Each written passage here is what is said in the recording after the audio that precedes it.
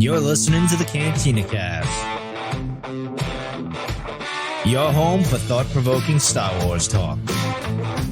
Join Albert and Jonesy in breaking down the latest news, trailers, movies, and of course, your favorite characters from a galaxy far, far away.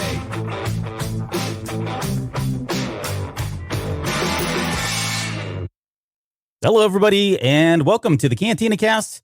This is episode 333, The Last Jedi. This is our retrospective look at the Skywalker Saga, episode 8 of 9 that we're on now. My name is Albert Padilla, and joining me tonight is someone that you all know, you all love.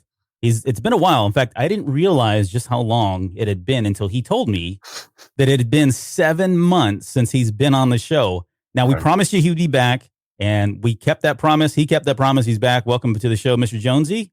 I tell you what, man, it's good to hear. It's good to hear that theme music. It's been a while. At least to hear it live. I haven't heard it live in a long, long time. Yeah. You guys have been killing it, though. Thank you very much. You look great, man. I like the shirt. That's a nice shirt you got on there. What is that there? Oh, Cantina Cast. I hadn't realized that you were. What a cheerleader you are. I don't have any cool pink Kylo shirts like you do. Yeah, I mean, it takes a real man to wear pink, one, and then two, to wear a Kylo Ren shirt. I mean, come on. See, and you actually call it pink. You don't call it like salmon or something like that. No, it's pink. Yeah. Nice. And it's not hot enough, really. If it was like a hotter pink, I'd totally rock it. But no, it's this isn't the basement, though. Yeah, no, this is. We're getting too far into the basement. Cool. Well, listen, we're going to just jump right into this because honestly, there's a lot to talk about here with The Last Jedi. And so if you guys, this is your first time tuning in, what we've been doing again is looking at all of the movies now retrospectively since The Rise of Skywalker has come out and just trying to really feel these movies out and think, okay, what changed? Has anything really changed? Has our perspective changed at all now that we have the complete saga? And with The Last Jedi, I think there's a lot here to talk about because I think more than anything, if I could summarize it, I would say that, we've talked about, Jonesy, you and I have talked about The Last Jedi almost ad nauseum, and we've done at least 2 dedicated shows, plus all of the breakout shows that we did when the movie was released. But I would say that a lot of our opinions were really kind of hanging on this idea that, well, let's see what 9 looks like, right? I'm gonna reserve my fullest extent of an opinion until episode 9 comes out, and we're here now. We're 6-7 months later down the road. But I guess just let me start off with this really quick question, and you don't need to dive too much into this, but would you say your perspective has changed at all about The Last Jedi? And we are going to dive into this a little bit more, but just kind of overall, quick 30 seconds. Has anything changed for you? Yeah, quite a bit, actually. It's really difficult to really quantify it. It's kind of this feeling. I rewatched it today for the first time in a few months, or several months, actually. And it felt like a totally different movie, knowing what we've known from Rise of Skywalker. And I can't quite put my finger on why. And actually I can. And I think you've got it in the notes here. Basically, how well do these movies all fit together? And I listened again to you and Mike for the Force Awakens show y'all did last week, and trying to piece this together as a saga and how this one stands alone. And this one just feels so, I mean, it's connected to the others, but it still just feels so by itself in so many different ways. And it's really difficult to really understand why. And I don't know if it's just because of the different cinematography type of style that we have with this movie, or if it's really just the story and the way that it was done and presented, and how it feeds between them. It's really difficult to kind of quantify without going into a lot of detail on each one, which we'll do a little bit of. Yeah, I would agree. In fact, I'll in full disclosure, I messaged Mike earlier before coming onto the show, and I said, man, I just don't know. I really don't know how the show's going to go. It feels weird. And I said, what feels weird is, on one hand, I've really come to like The Last Jedi, but not for a lot of the same reasons that I think people were saying you will at some point like The Last Jedi, right? In its own movie, I like it even more than I did when it first came out, more than a year after it came out, but it still feels separated, and probably even more so with The Rise of Skywalker. Now, is it a huge hookup for me? No. I mean, I can just roll with it. I can take it as it is and understand that this is just Star Wars and accept it and speak about it and theorize it and all that stuff. But there's just still something that doesn't connect. When you look at all of these movies, again, holistically, which is the whole point of this series. So, Mike didn't want to come on. He's such a sweetheart. No, Mike did not want to come on. He loves this movie. No, he was actually going to come on. You just happened to be, available. So, too many chefs in the kitchen. No, we're excited to have you back. We missed that entertainment value. Yeah, I know, right? Well, some call it entertainment. Others, not so much. But no, I'm sure he's watching and listening. So we love you, Mike. All right. Let's talk about, before we get into the show, let's talk about the by the numbers is kind of this little quick segment. And we don't really need to, belabor this by any means. But I mean, come on. The budget, $200 million. I think there's estimates that it floated up to about 317 when all was said and done. Right. But then it brought in like $1.3 billion. So by all accounts, at least financially, this movie was a huge success. I think where a lot of the discourse came from and a lot of the debate came from was, how much money it was making and then how much people were reacting to this, both positively and negatively. I mean, we had Rotten Tomatoes Gate where, the Russians were suddenly submitting reviews. And I mean, it was all kinds of kookiness that was going on, none of which was really substantiated or proven one way or the other. I mean, there were people on both ends going to ad nauseum, going to whatever end they could to prove one way or the other. But so anyways, by all accounts, though, this was a financial success. It just didn't have the legs that like Force Awakens did. Force Awakens had legs for days and days and months. Yeah. And this one, we kept thinking maybe it would drag out a little bit and it would have that success over time. And it just didn't. It kind of died. Whereas Force Awakens just kind of kept rolling for a long time. Yeah. No, and that's absolutely fair. And I think when we get to the Rise of Skywalker, I think we're going to probably have some of that same feedback and opinions as well. So, right. But yeah, by all accounts, I mean, this movie made a lot of money. Now, I would say I saw it a number of times. I know a few folks that went and saw it multiple times. But when you got to the general audience, at least from my circles, again, I'm not generally speaking for anybody else other than the people that I know. A lot of the casual people that I knew did not go back and see this 3, 4, 5 times. And those same people I know saw The Force Awakens.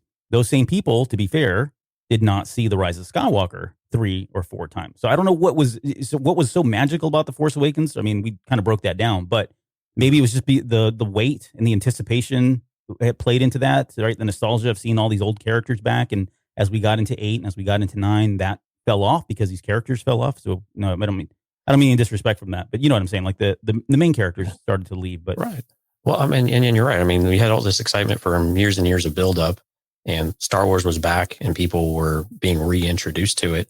I think also it was just the weight of this movie. And this movie was really, really heavy, and it was a bit more methodical, a little slower moving. There were great action sequences, make no mistake. Sure, but it was a much more deliberate movie than what Force Awakens was. Where Force Awakens had a lot more, I don't know, spirit of fun and things like that, and yeah, maybe a little nostalgia and things like that to it as well. Yeah. That got brought in, like you guys were talking about last week.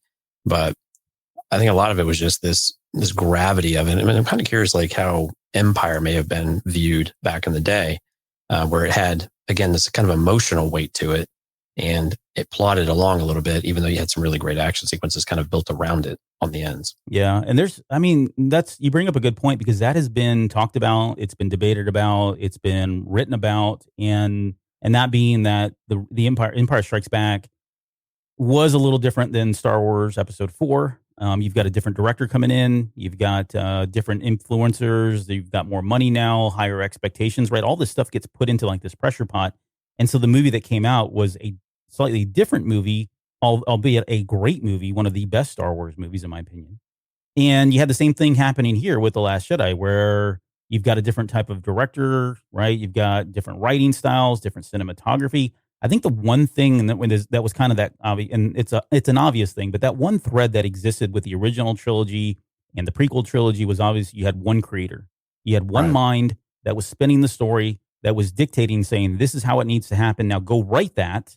However you want to write it. But here are the thread lines that you need to touch on. Here are the plot points you need to touch on. Here's exactly what's going to happen. And there was a source that you could always go back to as, well, I have a question about this. Now they tried to do this with the story group to some extent, right? That was kind of the I don't know, a pseudo George Lucas, if you will. So they could always go back and reference that and check it to make sure things were consistent. And I think for the most part that worked, but it isn't truly the creator. Maybe that's where some of this hang up came in. I don't know. Sure. I mean, and the styles were so starkly different. I mean, you had Irvin Kershner and Richard Marquand, directing it with the original trilogy, and those were different. But when we have with George, I mean, it was very clear it was the same person running the whole show.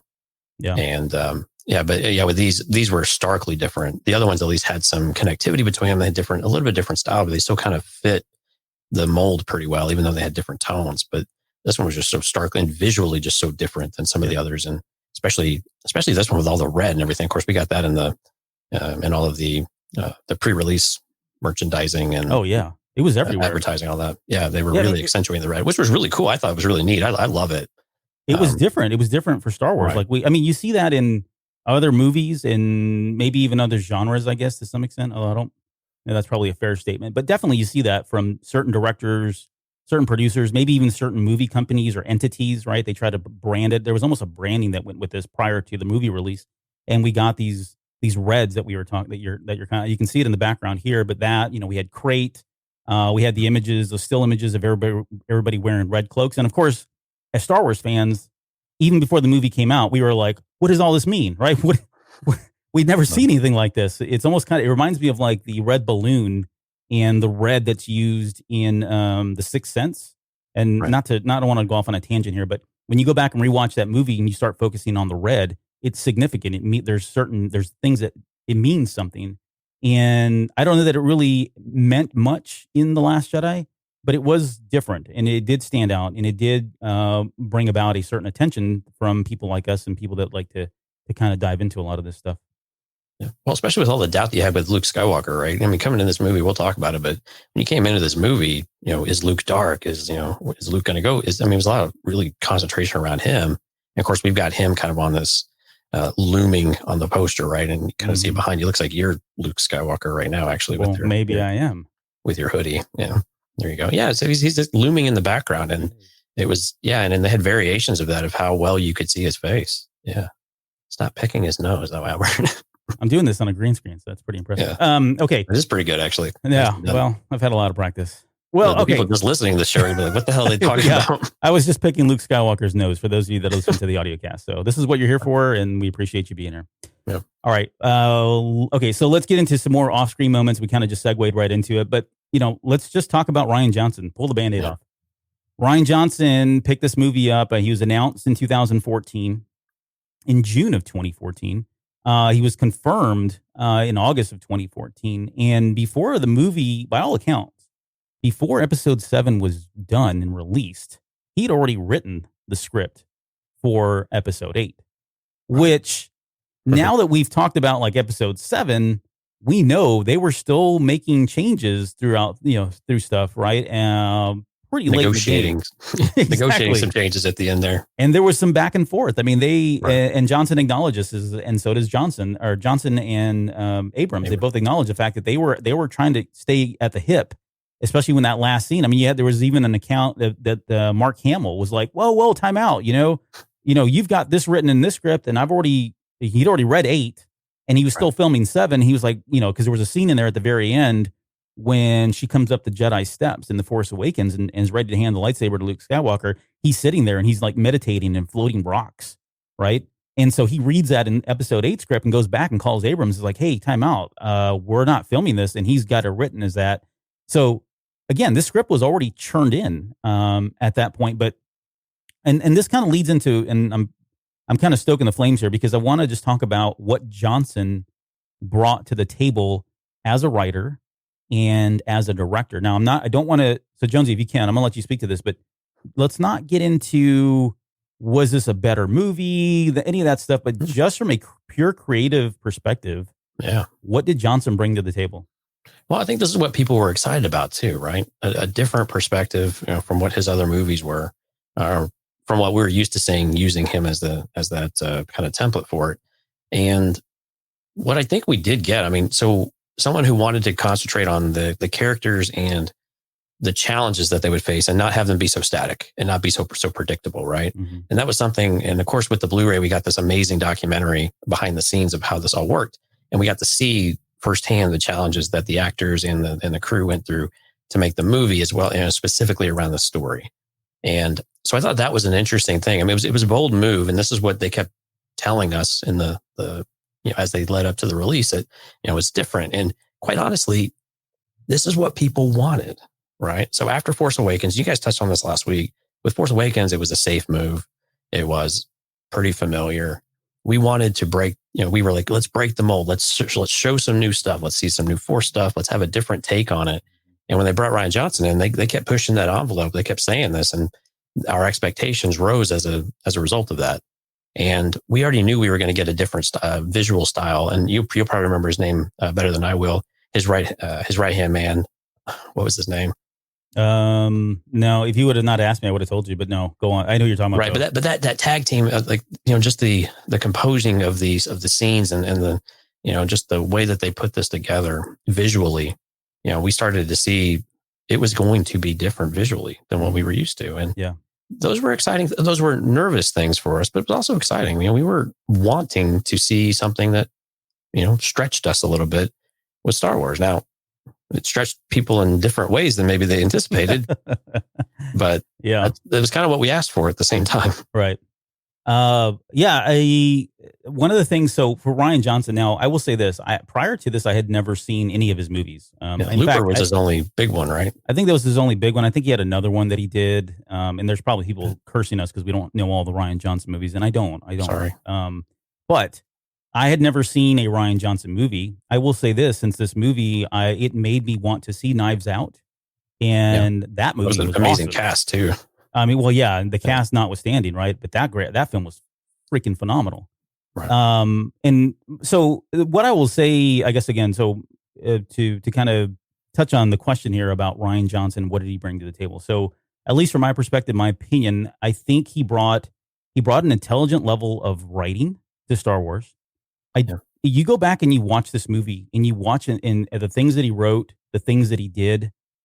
There is no, at least in my mind, there's no mistake about it that he is not a true Star Wars fan. And I know that rubs people the wrong way, but there are just little things that happen in this movie, whether they're references, shots.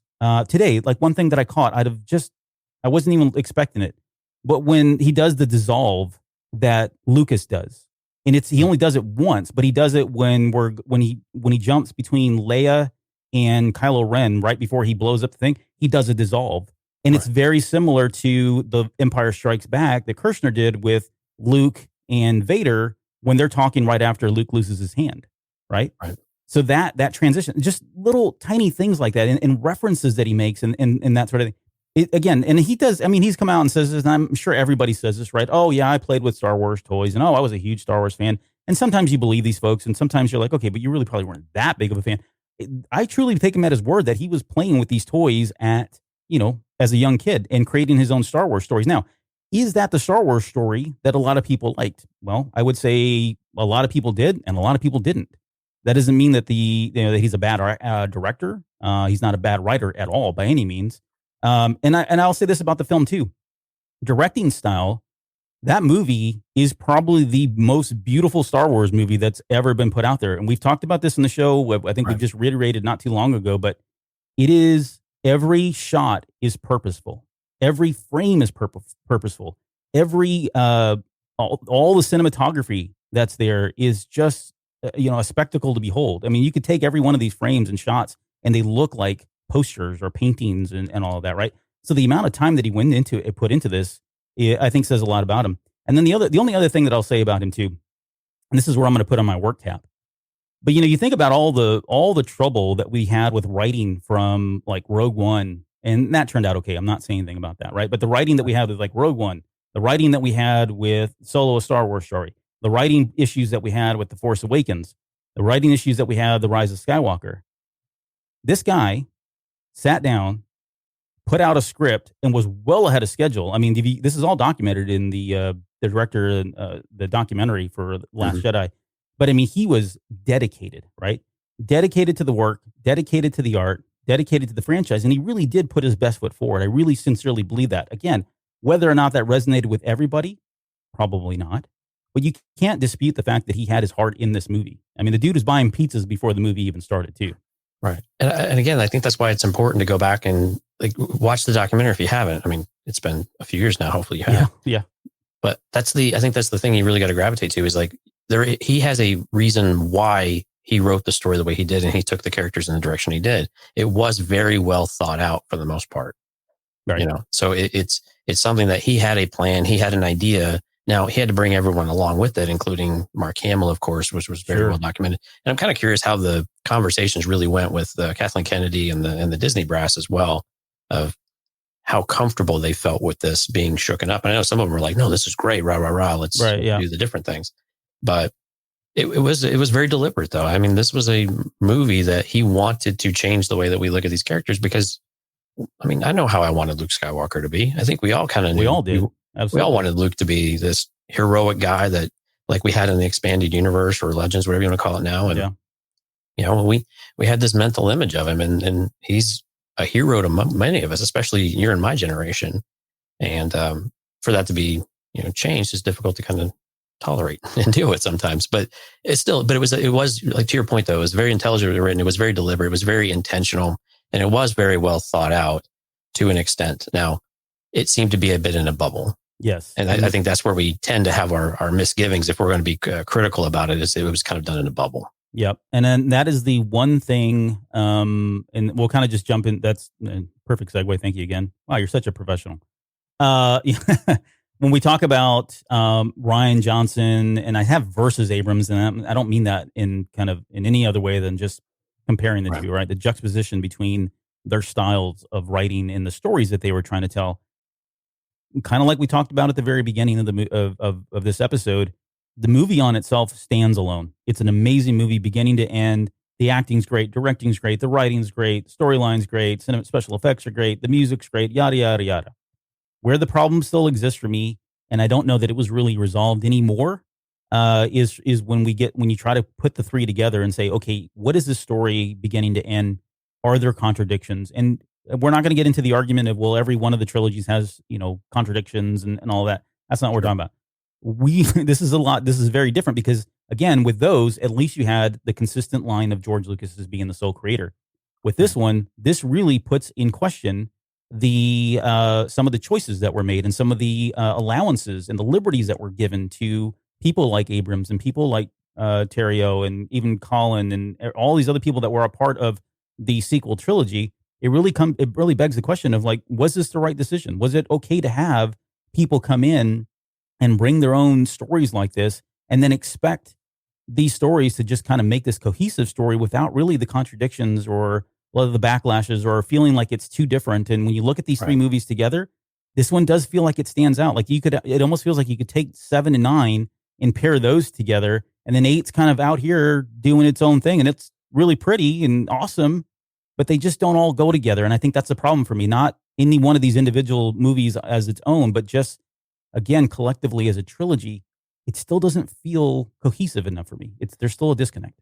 Right. And there's just a couple of things that you can, I think the one that stands out to me the most when I was watching it today is Snoke and the storyline that we have with Snoke. And when you listen to the dialogue and then you think about Rise of Skywalker and how Palpatine resurfaces, the motives of Snoke and the things he's saying don't make a lot of sense when now you know the entirety of the story. I think to your point earlier, we got to see how 9 works to see how this works. And now it's like, well, we've got these really sharp disconnects. Right. We can work our ways into a lot of things because we're Star Wars fans. It's what we do. Exactly. Right. But it's hard on some of these to do that already. Right. And we'll go into some of the Snoke stuff here as we go on. But those are the things I see the huge disconnect on without this overarching story arc. And we can argue how well Lucas may have had his done originally, you know, the original trilogy, but we knew he had something of an outline of where he wanted to take it. It's iterative. It goes through changes. But this one, we know for a fact there was no, you know, overarching story. We knew each one was going to have their own play in it. And then whoever ended up with the bag at the end of the day had to somehow pull it all together. And that's been a shortcoming of the sequel trilogy. I mean, unfortunately, it is what it is. Yeah. So, all right. Let's talk about, and guys, this was so difficult to do. Again, we've talked about The Last Jedi for so long that, you know, as I was putting down show notes, I was like, well, we've already talked about this. We've already talked about that. And so what we're going to try to do is just focus on the things that were kind of left us scratching our heads after 8, and just, again, try to answer the stuff that, you know, hopefully 9 either proved, disproved, or even muddied the water more for us. But we do want to touch on just some of our favorite moments, because I mean, really, that's in the spirit of why we were doing this. Outside of just trying to answer, okay, retrospectively, what's changed? How does this all fit together? How does it feel? That kind of thing. We were really kind of just, you know, fangirling on what are our favorite things? What are the things that we still look back and now, here we are, 2 years later, what are some of the bigger moments? What are the stand-up moments for us? And so let's just start with the opening battle. I mean, the time jump, right? All we need to say about that is it does still feel kind of weird that we didn't get any time in there. Do you think that hurt 9 any more or less? That it absolutely. I still think it. I think it didn't do it any justice. I mean, it didn't do a service for it. At least we talked about this so many times. Of it wouldn't have taken much to allow a little bit of time to go across, right, or to pass. Like Luke had a bit of a time between the first and second movies to be able to say, or 4 and 5, however you want to say it. But he had time to say, okay, there's been some growth there. And a lot of people's issues with Rey is that, she came up to speed really fast. All of a sudden, she's very proficient at things and she's very strong. And they had a hard time, believing some of that, I guess, so to speak. But I think when you look at it, though, I mean, that little bit of time, even if it's a year or months or something like that, can do a lot of wonders. And you can bring the audience along a little bit with, with a crawl or something like that to do that. Yeah. And without that, though, you lose that opportunity, and then you really do have to line up really straight and really on par with what was going on previously. And I think from that respect, they did line up at the beginning of this movie with where we ended up with Force Awakens. So it didn't. They mirrored it, or they lined it up, but they didn't necessarily take the story kind of in the same direction and move the story along as much as maybe people thought it should have. Although I'd argue that they moved it along quite well, or quite a bit, but maybe quite in the not same direction they wanted. Right. Yeah. All right. Let's talk about the opening space battle. Again, the more I've watched it, the more I've enjoyed it. I still have questions about, and it's not even like the bombs and whether they fall. I mean, that's all trivial now. It's like, it seems so silly that we were even talking about that. And not that we were, I don't even think we did, to be honest. So to be fair and credit to us, we didn't really go that route, but just the amount of chatter that was going around with some of this stuff and the allowances for suspension of disbelief for some things in Star Wars that everybody was fine with, but because now it's in The Last Jedi and nobody likes Rian Johnson, people took great issue with, right? It's not even that. I think more than anything, the only thing I'll say about the space battles that now bothers me that I never used to, everything moves so slow. Like, the Star Fortresses just are kind of like creeping, right? And then when the big chase is going on, the supremacy comes in out of hyperspace or hyperdrive space, and it's like it's very, very slow. The dreadnought's very, very slow. And I'm like, man, this is Star Wars. Like, these things move a lot faster. And don't get me wrong. Half the time, the Star Destroyers in the original trilogy and prequel trilogies, they didn't really move a whole lot either, right? Yeah. But this was a race. There was a chase that was supposed to be going on, and sometimes it does feel like these things are just moving really slow. But visually, nothing blows up better than the Star Fortresses. Like, those are glorious explosions that we've never really seen before. Right. You had this thought in there about how is Poe not Force sensitive? What did you mean by that?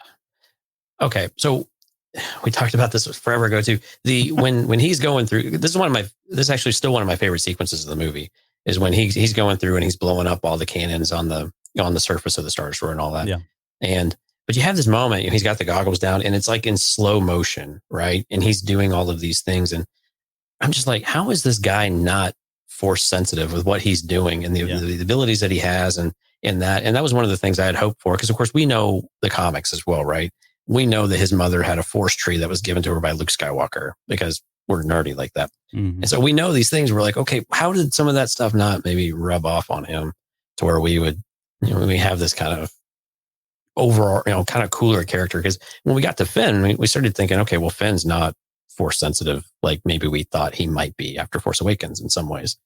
Yeah. And to me, I was like, okay, well, Poe seems like a legitimate candidate here for us to be able to do this. But I don't know. The things that he does in the next wing, just seem like he's got something there. I'm not saying he's a Jedi or anything, or he's going to be a Jedi or anything like that, but just that he has a connection to it that maybe we could have explored a little bit more. Yeah. Yeah. And I think now that you say that, it does recall the conversation that we had. I think at one point before, when episode 8 came out, we were like, oh, in 9, are Poe and Kylo Ren going to go at it? Are we going to see these people that are at the top of their game in terms of piloting, right? Where one is Force sensitive and the other is not, because he's just a human being and has got the talent and that kind of thing. And yeah, I get what you're saying there. Yeah, I don't know. I mean, he does more than that. Don't get me wrong. Like he closed his S-foils, went vertical, and like went through a slot. Yep.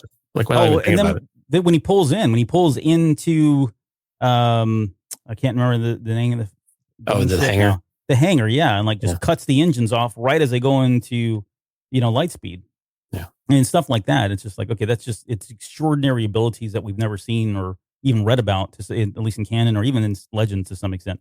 I did have to walk it back a little bit because the way that Chewbacca was flying in the caverns of Crate. Oh yeah, well, I mean, I was like, okay, well, Chewie's now a Jedi too. So make everybody a Jedi. Yeah, right. Okay, so this is the one. Hux. Has that changed anything for you? The writing style here, the comedy that was in here. It's still bad. Don't like that one. I just don't like what they did with the character. I don't like the facial expressions that he had, and they just basically humiliated this character in this movie. He has a couple of moments that are okay, but I just don't like what they did with this character at all. And I get they wanted a little comic relief. The comic relief in this movie there was a lot of it throughout the movie, but what they did with Hugs, they really softened that. I can't use the words I want to use, but they really softened that character quite a bit and just made him a joke. And, the people around him were even like smirking. I watched the faces a little bit more closely this time with, some of the other people on the bridge with him. And they knew he was a joke too. And moments when they're on Crate in the walkers, he has a little bit more defining moments that seem a little bit better. Yeah. And the jokes there, like, do you think you got him? I mean, those are great moments. But right. Yeah. that early scene though, I still just don't like it. And when Kylo force chokes him, and he's all, his face is just all contorted and weird. Yeah. It was inconsistent with what we had elsewhere in Star Wars, I guess. Right. No, you're right. And that I was going to use the word undermining because it undermines some of his authority. It undermines a lot of his authority personally, but right. But yeah, and credibility. Yeah. Sure. Yeah. And it's a stark difference than the gentleman I shouldn't use that word, but the man that's standing there giving that speech just before they destroy Hosni and Prime, right? And you think about that speech, parallel that to, or compare it to this, that's a really huge difference. But maybe it's just that stark contrast between what we saw previously and what we have now. Yep. It just took us off guard, Yeah. The space chases, I guess in general, to even now, I don't know that, I don't know. There wasn't, like I said, it didn't bother me so much. Again, people were getting caught up on it's fuel and there was no, it was very slow moving and that sort of thing. I said that earlier, but yeah, I don't know that this really bothers me anymore. Like it's over time. I know we talked about it, but it just seems like one of those things that has died off, and not for everybody. I get there's still people that are really upset that this was a space race. But the tracking through light speed is one of those things that I felt like is kind of huge. And Leia says it, right? I mean, she even says it in the movie. Like, think about that. They tracked us through light speed. That is a game changer and will continue to be a game changer should we ever get anything beyond The Last Jedi, whether, in our lifetimes or going down the road. But yeah, that's kind of a big deal. And it doesn't really get it doesn't get spoken about a lot, but. No, it doesn't. I mean, that is a big deal. And I think the space chase, and when we originally reviewed it, it did feel a bit sluggish. It dragged out a bit, but yeah, the more I've watched the movie, the less I even notice it, to be honest with you, because you start focusing on the other story elements of it. But yeah, the light speed tracing was really a big deal. Mm-hmm. And tracking was a really big deal, and it kind of got swept under the rug a bit. And it's popped up in a couple of other places now within canon, so it's still a thing. It was important to lay that groundwork for it, but but I mean, what else are you going to talk about with it too? I think it's just to be fair, It is what it is, Yep. There was, I felt like also, and we're kind of lumping a lot of the space stuff up together. I probably should have kind of disclosed that up front. But the relationship between, one thing that stands out for me now is that whole relationship between Kylo Ren and his mother. And right before he doesn't shoot and doesn't blow her up, and the jerk faces that are next to him do it, that moment is different for me now, right? Because of the rise. And this is one where I felt like, again, we're not going to talk about the merits or the likings or dislikings of the Rise of Skywalker. We'll get to that. But if you look at that relationship and what we know now because of the Rise of Skywalker, this scene has way more weight to it. There's a lot more gravity here because This is now, to me, it feels like this is really the turning moment. This is the turning point at which he acknowledges that I am starting to veer to the light, and I'm taking steps to get there consciously. I'm not saying he's Ben Solo at this point by any means, but it was after he killed Han Solo and was able to kind of release that and figure out who he was. This is that very first moment. And this is for me, right? I mean, sure, people that watched The Last Jedi when it came out, they knew that up front, and cool. I didn't. For me, now that The Rise of Skywalker is out, this one feels a little bit different. Right. And we had some setup before that too, when he's in Snoke's throne room after the, ordeal with Hux, and they've got him tied on a string and all of that. Yeah. So we finally got to see like how fractured he was, which also led us into that scene and just knowing that there's just something wasn't quite right. Yeah. Right. And it just cemented that it's not quite right. He knows something. He knows it's not right. And what is his decision going to be actually with Leia? And can he do it? Mm-hmm. And I also have to, he told those guys to follow his lead, and they just kind of arbitrarily started shooting stuff. So, I mean, yeah. If I were him, I'd be a bit pissed. I'd be like, guys, you don't listen. Yeah. Hello. Well, they did die though. Like 2 seconds later, they got blown up. Yeah, true. But I would have been like, what the? Yeah. Anyway. Yeah. So much for following orders, First Order. Man, their training sucks. Yeah. But yeah, spoken like a true manager, by the way. Go ahead. Right. Go on. So yeah, so you got to see that build up. You got to see that conflict with him already, which I think was really, and you guys touched on this last week. I thought it was a really good point of the Ben Solo or the Kylo Ren that we see at the beginning of this movie is so different than the Kylo Ren we had in Force Awakens. And that was I think it was really important to see that and not have the mask in the way anymore, and to really start to see that character come out and see that conflict, even though it was really difficult to always understand what he was actually thinking, what his motivations were at any moment, because he was just so all over the place. Yep. And I think that conflict with Leia, I mean, it was a really, I think that was a stark moment for him of how did, that's a question really of how did that actually change him based on interaction with Snoke, and then not, deciding not to pull the trigger with Leia, and then something still happening. Yeah. Yeah. And with Kylo Ren, well, the mask. All right. I would going into this movie and knowing that he was going to lose the mask, was going to get destroyed. I mean, we saw that in the trailer, I think. Right. But going into this movie, I remember thinking, well, this sucks, because I really liked, Kylo Ren in the mask. I thought it was a cool thing. And he's Vader's grandson. He's, aspiring to be the next Vader. And Stokes sitting there, stroking his ego about, you are Vader's son and all that, right?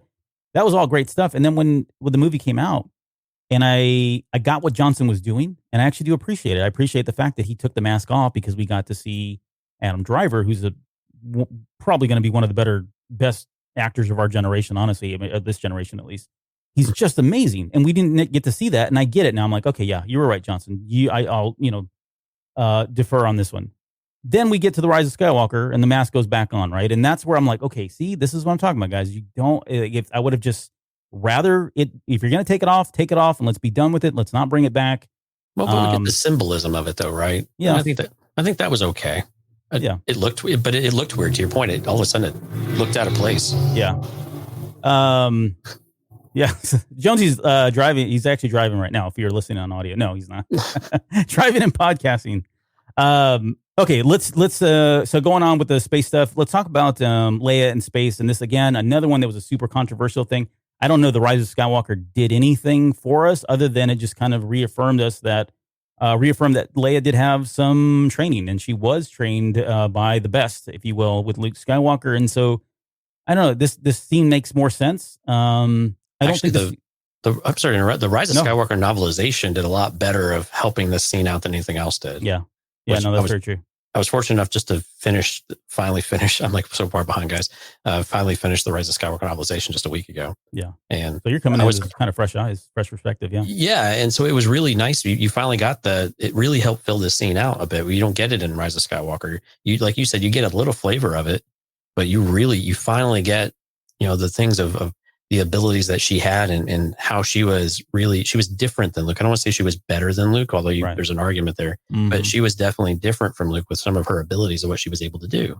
And so it makes sense that she had some of these other, force powers, or she had this other knowledge that we wouldn't have expected. But again, this is where it's like, how much can you cram into a movie? and they were cramming a lot into these things. Yeah. And things like that. That's why you and I like the novel so much, right? Because you get that in between space quite a bit. Oh yeah, it really helps. But it kind of stinks that we had to get it a whole 3 years later. Basically 2.5 years later, I guess. Yeah, and I'll say this again. So we're not again. I don't want to talk about Rise of Skywalker because we're going to do that next week. But go read the novel. It's a better story. It's a different story. It's a better story. It's a more complete story. It's a more complete story. That's fair. Yeah. How about that? Okay, let's talk about Holdo, Vice Admiral Holdo. She is a character that I was pretty indifferent about going into The Last Jedi. Came out of that movie kind of indifferent because she died. Didn't really get to know her much. I think I have a different opinion of her now. I do like her character a lot more than I did, and I can say that with pure sincerity. I like her management style. Like I appreciate what she was doing more now. If you can see that Poe was not in the right state of mind and he was very frantic and panicking and wanting to go blow stuff up in a ship and all that, I think she did the right thing in what she did. And again, this is one that I know can be very controversial, and that's the defense of Holdo and whether or not, the withholding of information, whether that had she just given that information out, would we have not had some of the conflict that we did? I think that's probably true. But if you think about it from the perspective of her and what was happening in the moment, I can see where she would do this, and I don't have a problem with it these days. So maybe give us an idea of your perspective on that. So why was it important for her to keep that, maybe not to herself, but clearly a small, tight-knit group? Yeah. So I think given the circumstances and the fact that they were on the run, they didn't really have a lot of answers. I think she was trying to keep the core together, trying to ensure that people that morale was high, that the chain of command existed, that there wouldn't be a mutiny because things were really falling apart, deteriorating before her eyes. I mean, she even mentions that we've lost all of our leadership. All the senior leadership was gone with the explosion of the deck, including Leia herself, who's now thankfully alive. Unconscious, basically. Yeah, but she's, sitting there unconscious, right?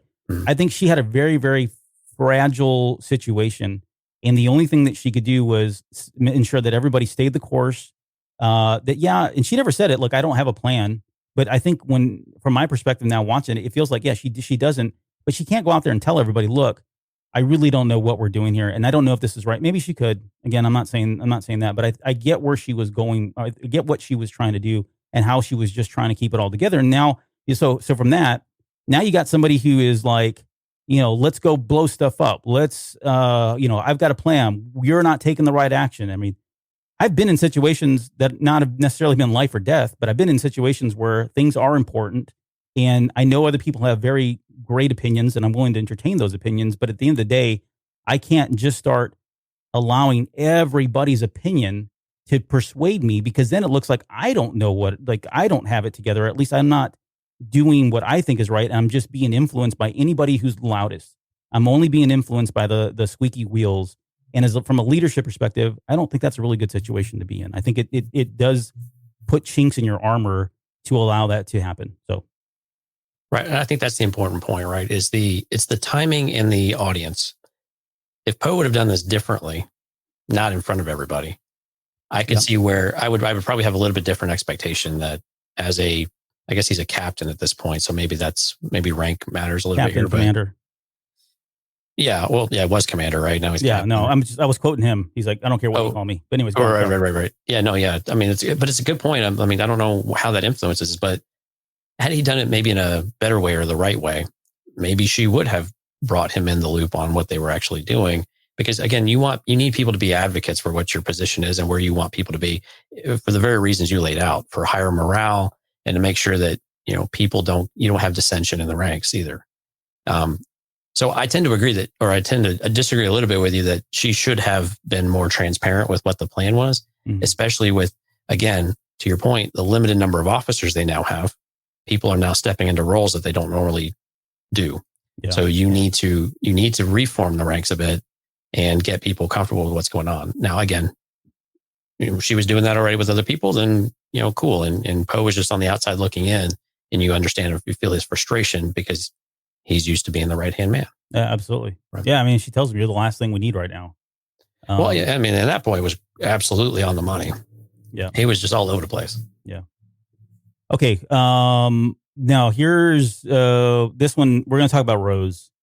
And this is where like the Rise of Skywalker really changes my perspective on Rose a lot. Like I came out of this movie pretty positive about Rose. I love everything about the actress and what she's done. Kelly Marie Tran. I think came out of this movie going, man, this is really cool. I wonder what's going to happen with her. And she does feel like she's just freaking collateral damage. Like she was swept under the rug, and it changes my perspective now. Like, okay, so what is Rose? Like, who is she? And really, what was she there for? Like the only thing now, and I hate to say this because it feels like again, undermining her as a character or undermining Kelly Marie Tran's performance or even the writing for her. But it does feel like, what the hell was the point? Right? Yeah. What was she there for? The only thing now it feels like that she was there for was to save Finn from wrecking himself. Right. And so what does that mean? So what is she then? Like, and there was just so much. I mean, I think you think about it like this too, like off camera, right? Or even off screen leading up to the Last Jedi, they made a big deal about Kelly Marie Tran. They brought her out on stage. Everybody loved her. They adored her. She was cheered for. I mean, and standing ovation. Standing ovation, right? She's the new face of Star Wars, and you're really going to love this. And it felt like they were laying that groundwork in 8. And I feel like we did. I feel like he did lay that groundwork. And then just to see what happened in 9, I don't know. I really question her character now. I feel bad for her. I feel bad for the character itself. And I feel bad because I don't even care. Like that whole relationship between her and Finn, whether you believe it was real or not in the heat of the moment, that didn't do anything. And we have no explanation about that. Hand on the shoulder on Rise of Skywalker. That was about it. Yeah. Yeah, I agree with you. High fives, yeah. Yeah, I mean, it's air high fives now. But yeah, it's disappointing. I don't understand why. I have to think, well, this is where you have to pull out of you got to get out of the Star Wars nerddom a little bit and get into movie making. And when I look at Rise of Skywalker, they had so many things they had to do. Mm-hmm. And there were going to be casualties of story and casualties, unfortunately, of character as well. And so it sounds like there was a lot of footage that was cut for her character, which is unfortunate again, because she was such a central part of the story for Last Jedi. She would, she was tied to the hip with Leia too, if I remember correctly. Yeah. And with Paige and the stories that they had outside of the movie with, I think they had a book and then some things like that. Right. Mm-hmm. So there was a lot of things around it. And again, you had the whole social atmosphere that went with it outside of the movie, but it was just really, I agree. It really cheapens what we see here because all of a sudden you just have nothing. And that is really difficult to get your arms around of why it mattered. And we don't like things that feel like they don't matter all of a sudden. And that's really tough to take as a Star Wars fan we want things to really make a difference. And when they make a difference, then you keep them and you cherish them and you grow it. And with this character, she had an important role in the new Resistance or whatever, but we never really got an idea what the heck it was. Right. Yeah. I mean, she was relegated to the same role as what was his name, Dominic Monaghan. Yep. Yeah, and he probably had more lines. Get some holdo maneuvers in here, man. That's such a dumbass comment. Yeah. Yeah. I don't. Yeah. This one's unfortunate. It sucks. All right. Well, I don't know. I guess we don't need to talk anymore about that. So, all right, let's get to Octo. And we're going to get to probably, arguably, one, if not the most controversial thing, and that is the throwing of the lightsaber, right? The opening scene of him throwing the lightsaber. And there is a lot, and and I'll let you speak to this because I know your opinion already, but there's a lot that I will concede with The Last Jedi that I had strong opinions of before the movie, coming out of the movie, a year later about the movie. This is one thing that does not change for me. And I'm not saying that he wouldn't, I wouldn't say that he would give the lightsaber back or anything like that. All I'm saying, my opinion still stands to this day. If it really is Luke Skywalker and you give the benefit of the doubt that he is a hermit now, he's now secluded himself away on this island because he wants nobody to have the Force and doesn't want the Force to be an influencer in any way, right? He's completely shut himself out.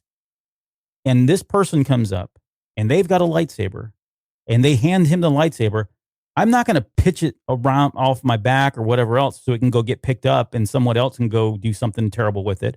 I'm just holding on the lightsaber and saying, I'm sorry, you're not getting this back. Right. And still be able to, you could still do all of that. I mean, you could still tell the same story. It doesn't change Luke as much. And to me, it feels like that's more in line with what he would do than to just throw it away very, and it's not even just the act of it. It's everything about that scene. It's the act of it. It's the way the sound is, the music, right? It's almost made to be like a very comedic moment. And it still to this day does not sit well with me. Am I wrong? I don't have much of a problem, but I think I was trying to boil this down. Like, why do we have such a problem with this? Yeah. And I think you were touching on this a bit. Luke's a jerk all of a sudden. Do you use your words? He's a jerk face. And that's not the Luke that we're used to. It's not the Luke that we know. And to your point, why would a farm boy like Luke Skywalker all of a sudden just be a total jerk? Like all the time. I mean, he's a jerk throughout a big chunk of this movie. There are very few redeeming qualities about him for the most part. And again, what's the point? He could have just ignored. I mean, she's pestering him. I get that. But the casual nature of it. And of course, then they kind of, they fix that a bit in Rise of Skywalker with his comment about, when he saves the lightsaber and all of that. But weapon. Yeah. it should be revered or whatever it is. And, so it's, again, disconnects between the movies a bit, or you could just say he's grown finally, after. Well, and I've heard that's the more common, I guess, I don't know what's the word, defense of the action is that, he did grow. You saw growth in The Rise of Skywalker, and that really wasn't a story correction. It was just showing that he acknowledged that, I should not have done that, and now this is the right thing to do. I don't really buy that, but I mean, I think I came down to just, we don't like him being a total jerk. Yeah. And of just being so casual about it too. And seemingly just uncaring. Yeah. We want our characters to care, even if they're conflicted about it. We want to see the conflict. We don't want to see dismissiveness. And I think that's what we saw in Luke Skywalker, and that really rubs us really wrong. Yeah. Yeah. The I really still even more. I still love seeing Luke on the Falcon for the first time, and when he goes in the Falcon scene. And he turns around, he's looking at it. I mean, it's chilling. Honestly, for me, that, and then I mean, probably one of the smartest things that Johnson does is, using the line from A New Hope and having R2 play that, and he comes back and says, nothing's going to make me change my mind, and that was a cheap move.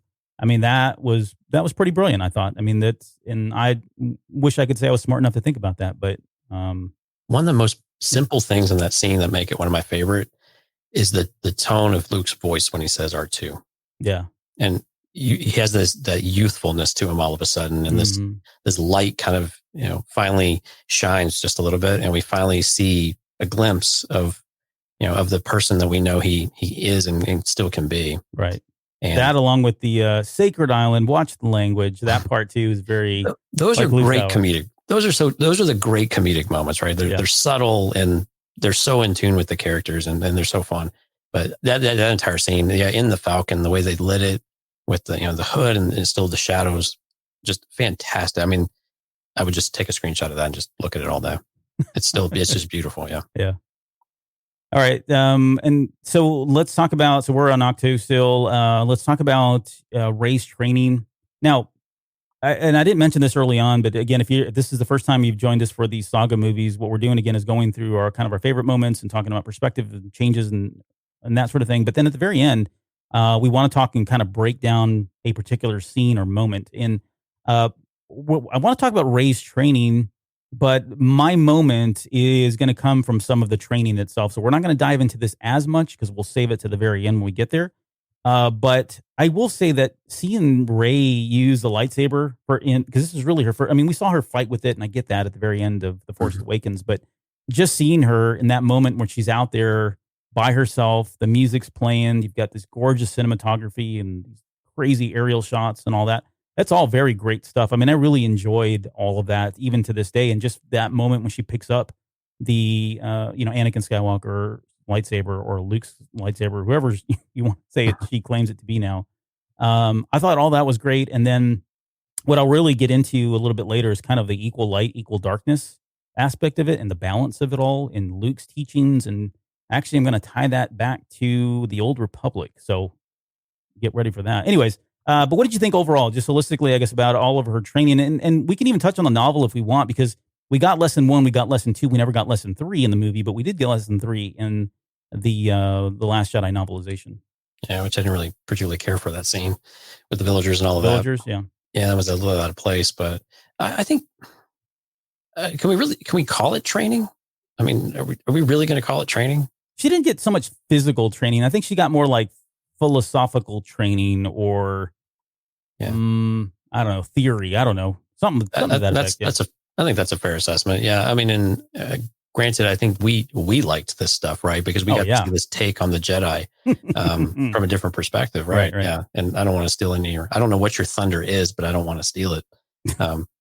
But I think that was the vanity aspect of things with her training and understanding, falling and things like that, of touching on it, but maybe Luke not quite understanding it quite as much as he would later on when he speaks with Yoda. But I think overall, I thought it was, some of these were important lessons to learn she's not learning about, how to use the Force. She's learning about the Force itself. And I thought those moments where she's speaking to what it is, when I watched it again today, it still really hit home that this is a really important scene for people to understand what the Force is, because quite honestly, we've never really had explained it or have it explained to us like this in any of the movies. Mm-hmm. And I think it's just it was really important to kind of recenter around what it is and what it means. Because all we really had is really Obi-Wan's perspective on it. Penetrates everything, it binds the universe or galaxy and all that. And so to have a little more flavor of that through her lens as a new Force user, I thought was really, really, it's still really, really nice to see. And I thought it was super important for us to be able to get that. And the visuals that they had too were a little weird, because they were weird cinematography wise for a Star Wars movie, but were still very, appealing and accentuated the point a bit. Yeah. Yeah, there's certainly some of the cinematography out of place. I skirt around your issue enough. No, just enough. And yeah, I don't. I'm gonna talk about exactly that, kind of like the balance and all that. But what I won't talk about that I think is significant was just somebody finally acknowledging the Jedi were not perfect, right? And that Luke saying, "Man, they really screwed up," because not only were they imperfect, but they allowed arguably the most powerful, and we definitely get to see that a little bit later in the next movie, arguably the most powerful Sith rise to power right underneath their eyes, right? And he even says it's a Jedi that allowed all this to kind of happen, right? So I mean, just getting that, like, come to Jesus meeting with Luke Skywalker, or probably not Jesus, because it's not a good word to use. But yeah, anyways, so having Luke Skywalker and hear those words come out of his mouth and just reaffirm that this was all of the stuff that we had talked about prior to, and all the imperfections and the things that went wrong with the Jedi Council, and the things that we witnessed firsthand in the prequel trilogy. I think that was great. I think that was really nice to actually hear that from his perspective. And especially now that he calls the Jedi being romanticized and deitized. Right. And that's certainly the case. Right. I mean, and it disconnected Force from Jedi, which I think was really important to do. It's not owned by anybody. And you hear from Rey, the perspective of, it's this power that Jedi have and own. And that's just not the case. It's part of everything. And I thought, again, pulling those two worlds apart and putting them in their own buckets was really important for us to be able to see. Okay, so your moment, we're going to talk about the cave now as our last thing on Octo. But and again, I'm not going to steal your thunder, and I don't know what you're going to talk about, other than I know you want to talk about the Force timing and kind of that relationship that they had. But this all kind of really starts. I mean, the ability we've already seen it at this point in the movie, anyways. But it really kind of manifests all the way up to the physical touching of it. But it really kind of starts with the cave, because it's because of the cave that Rey decides that she really wants to open up, and she needs to open up to somebody. And the only person that's really willing to listen to her, she feels like, is kind of in that same boat as her, is Kylo Ren. But the cave scene itself, I It's don't just as know. confusing as ever. It really is. Yeah, I don't. I don't think it's any more clear. I don't know that I hate it or like it any more or less now that the Rise of Skywalker's out. But I guess I was hoping that they would somehow tie that together, and maybe if it truly is just her seeing that her parents aren't there and that she has to go find out who she is on her own. Right? She saw what she needed to see, which is your parents are never coming back. However, that turned out to be in the Rise of Skywalker. If your parents really truly aren't coming back, then you need to start you need to start defining yourself. If that's truly all it is, then the scene's fine. Don't have a problem with it. But I guess what I was looking for was whether or not there would be perspective changes here with the Rise of Skywalker, which I can't say that there were. Right. And I think what I'm confused about with it, this was supposed to be a cave steeped in the dark side. So if she sees her reflection, is it really her having an epiphany type of thing of rely on yourself, learn about yourself, kind of let go of some of these things? Or was it one of these things of frustration? Like, we're going to tease you, but not show you, and it's going to force you in this other direction. So that was a kind of a question I wanted to ask to you was, if this cave is steeped in the dark side, was there an ulterior motive if you grant that the Force has I hate to say will, but I'm going to use will. Like the will of the Force?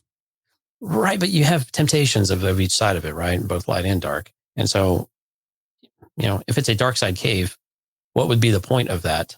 It's not going to give her clarity around anything. I didn't think, if it was dark side, I don't know why it would give her clarity around anything unless it was as a motive to force her down a different path or to lure maybe her down a different path, not force. Yeah, I don't.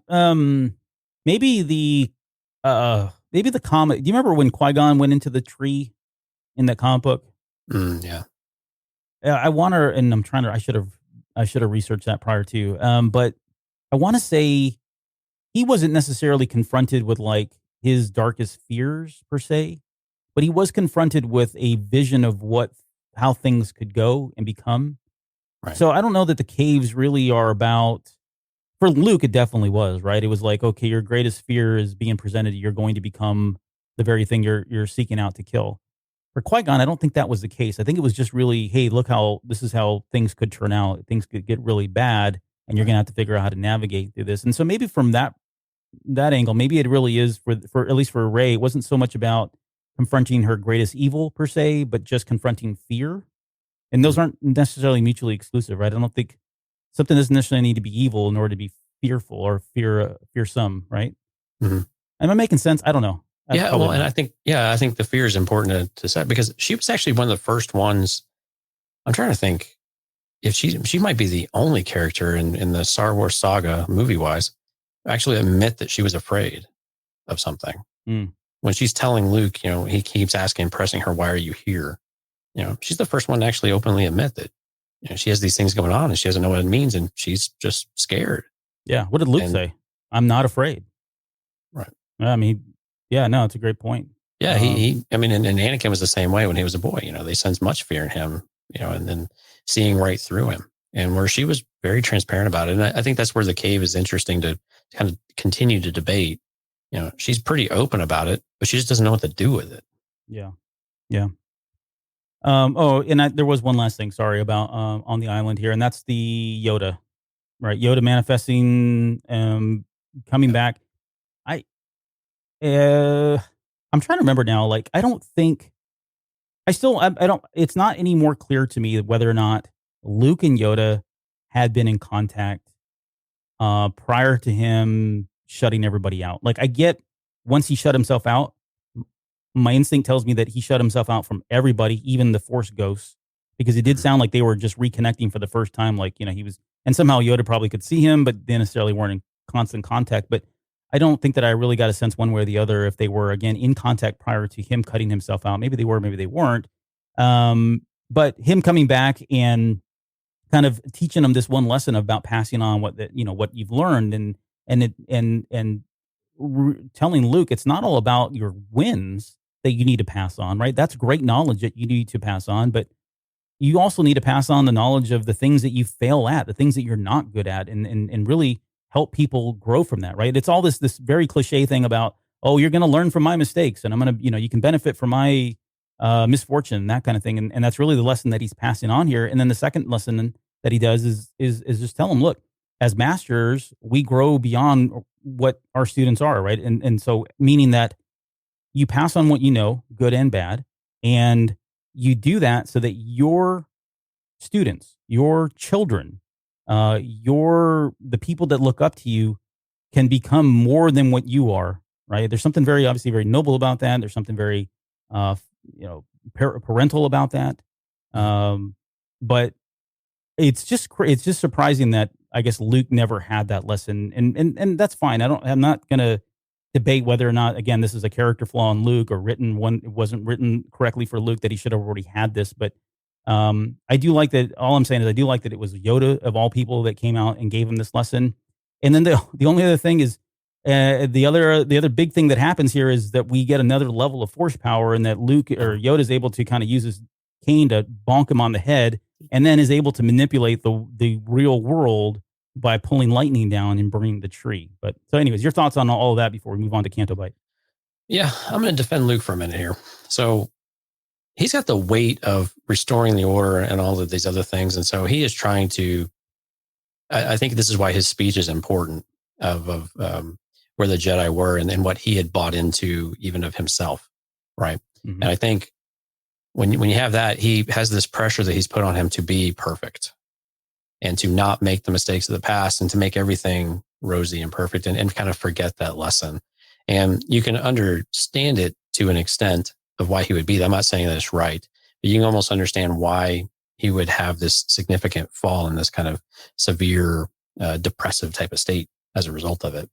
But it doesn't really, you can't defend that aspect of it. He's got to rise above that. But I thought it was a great scene. Because it's one of those things that, but I was trying to think back to like Empire.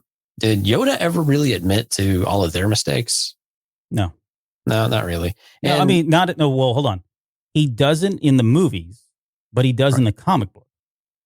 Because remember, he cut himself off like on Dagobah. Well, we don't know. Well, if you read the comic, you do. If you don't know, Yoda cut himself off from using lightsabers altogether, right? He went to a bow and arrow and was running around getting food on Dagobah. But in there, he is self-reflecting on all the crap he did that was horrible and wrong and the bad decisions that he made. He is like self-loathing and dripping in self-loathing in the comic book. We don't really see that in the movies, though. Right. Yeah. Well, okay. We're going to touch back on this then. So the issue that we had with that comic book, though, is that all of that happened right before Luke showed up. Literally, like right before, second before it showed up. Yes. So 20 years of not getting the point. And granted, maybe he had a lot to finally get to that revelation, and get over himself in a lot of ways. And it took 20 years of solitude to do that with a bow and arrow. But I don't know. I like the lesson. I like that it came from Yoda. To your point earlier, I think that he probably was communing with Yoda. And the reason why I think that's true is because we've seen Yoda pop up in other parts of canon as well. We saw him pop up in Rebels with Ezra and more than once. Mm-hmm. And we hear him present in a lot of different ways. Skywalker. Yeah, exactly. So it seems to be entirely plausible that Luke would be communing with people. But again, you would think he would also be getting guidance if that were the case. And so that kind of leads to the contrary opinion of that. But I like this scene though a lot. I still like it. Some of the acting is a little over the top from the sacred Jedi text that you love to do. The sacred Jedi text. Yeah. Yeah, that's I don't mind that scene as much. That line. Okay. Let's move on to Canto Bight. In Canto Bight, I don't know that I get right. So I don't really want to spend a whole lot of time on here because Rise of Skywalker certainly didn't change anything about it. And we've already talked about Rose, and this was kind of Rose's moment in really being able to kind of punch a hole or whatever she says to this whole city. Yeah, but anything that I think the only thing that I would say that stands out here, or at least that resonates and is held up really well, is just the idea that, the fathiers and the slaves are kind of symbolic of a lot of the people in the galaxy in what the Empire was doing to them and then what the First Order was doing to them. But beyond that, I don't know that there really was a whole lot. The scene, I actually like a lot of the cinematography, like that opening shot of panning over everything and the throwback. And I forget the name of the movie, but that was a throwback to a movie, a famous movie, old movie, black and white movie. All that's great. So from just a creative perspective, I think it's great stuff. I don't know. Yeah, And DJ, throw DJ in there too while you're at it. Go ahead. Yeah, sure. I mean, the overtop opulence, right? I mean, and they kind of drove the point home pretty harsh. I think that was maybe part of what made the scene challenging. It still makes it kind of challenging to get through. It's still beautifully shot. I mean, the animation, everything they do is really great too. Yeah. But I think the one thing that I can't make up my mind if I like it or not. You know, when they're on the ship, after they've stolen the ship and they're getting off Canto Bight, and DJ is saying, well, let's see who this actually belongs to, because, you know, Finn is saying, well, at least you help the good guys out, not the bad guys. Right. And of course, then we say that, well, the people in the middle are kind of helping both sides, and you don't know who's good and who's bad. And sometimes they're both. And there's just this ambiguity throughout the galaxy of sorts, which kind of just threw the whole thing into a bit of chaos. I mean, you knew he was going to start turning on them at some point, it felt like. And actually, the DJ character in general, to reflect on where we thought that character was going to be and what he turned out to be and never came back. You know, we all thought he was going to be the Lando of this sequel trilogy, but not really. But he was rumored to be the a Sith Lord when he was first announced. They said he was going to be playing a dark side character, right? Which obviously didn't turn out to be the case. Wasn't really dark, wasn't really light either. But I got to be honest, though, my favorite part of this scene was actually before it happened, when we got to see Maz, and because quite honestly, man. First of all, she's a badass with a blaster. And then, God, she is so creepy. It's awesome.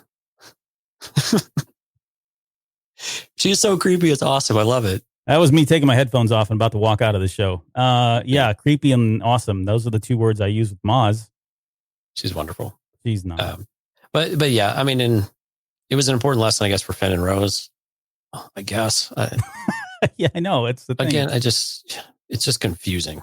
The whole sequence is it's a bit browbeating, in my opinion.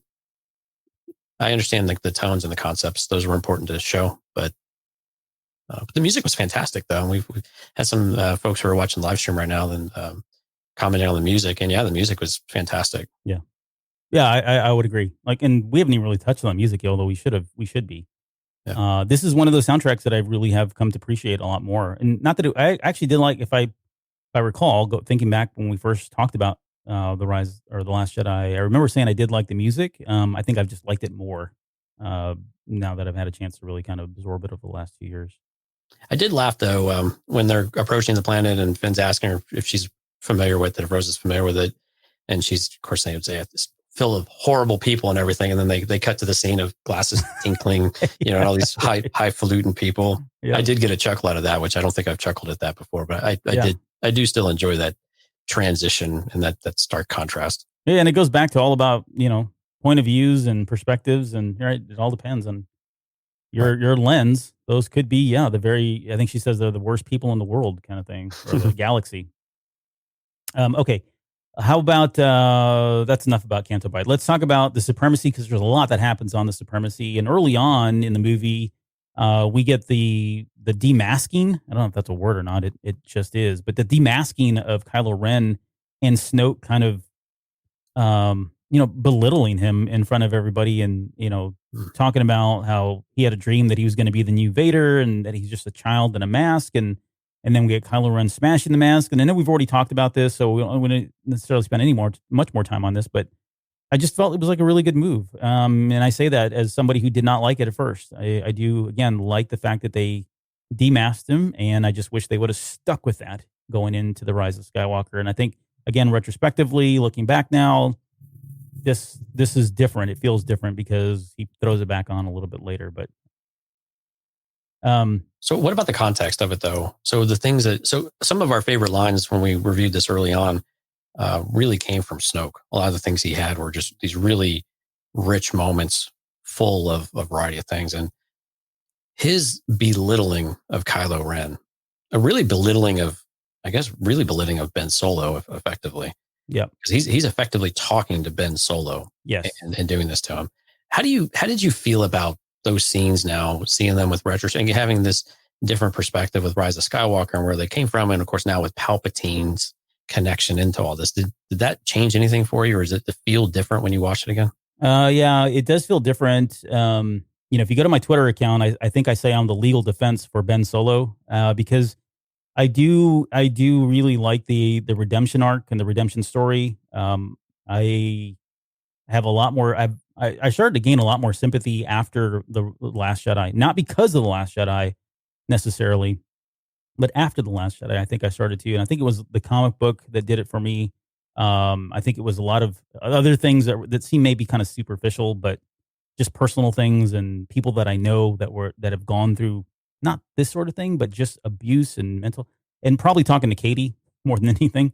But I do feel like my perspective did change after the Last Jedi, and now looking back, you do see these moments like that and the things that he is saying. And I'm glad you brought that point up because he really is talking to Ben Solo. He's not talking to Kylo Ren. I don't think he ever believes Kylo Ren exists. I think he just does that to patronize him or to, lift his spirits up whenever he feels like the guy needs a little boost. But at the same time, he'll turn around and slam him down. And this is very similar to the behavior that the Emperor, who's actually the same person, did with Darth Vader, right? At one moment you're up, and next moment he's, tell him he's the worst person in the world and he's horrible and making him go live off on an island of Mustafar. And I mean, just, all the stuff that was happening there with the Emperor. It's very similar. There's a lot of similar dynamics here.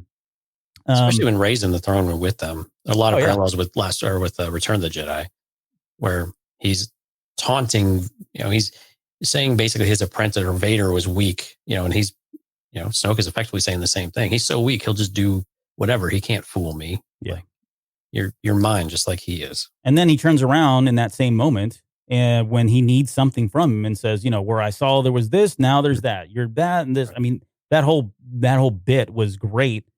Kylo was not listening to it, wasn't going to hear it anymore. But yeah, I mean, that's kind of, he was just playing his old tricks, his old cards again to kind of boost him up. But yeah, certainly I think the perspective does change in what that means now, because you realize who he's talking to and eventually who really truly is there. And especially like we talked about earlier, he's already gone probably further to the light at this point than he is to the dark. He's off center again. All right, hold on. You really think that's the case? I do. Because when Snoke tells him to take the helmet off and he says, look at you. And he says, it scarred you to the bone or whatever the statement is. I think Snoke sees it. I think he sees that the shift has already happened.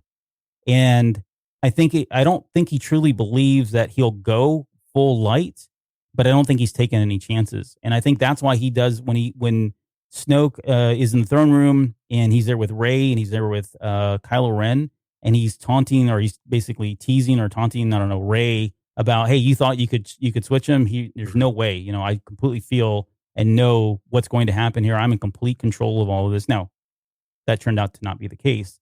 But yeah, I do think that was kind of happening there. I think it had already happened for the most part. I'm not saying he was light side. In fact, I have this as a talking point, and I'll let you speak because I know I want to say, but a little bit later on, as a talking point, like even when he turns and he kills Snoke and they've taken out all the guards and he says, come with me, join me. I don't for one instance believe that's Ben Solo. I think that's still Kylo Ren. All I'm saying is I think the pendulum has started to swing. The momentum has started to grow at that point for him closer to the light than he was to the dark. All right, I think that's fair. That's kind of where I was going. Is he definitely swings back over to power and control and wanting to rule the galaxy. I mean, some of the things he was saying as he was leading through that speech with Rey make you believe like, okay, yeah, we can let's get rid of all these constructs that we have that haven't been working, and then they all fall apart.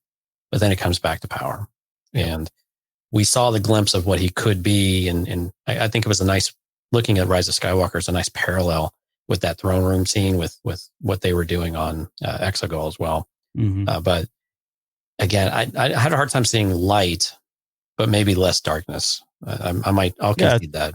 Okay, yeah. That's fair.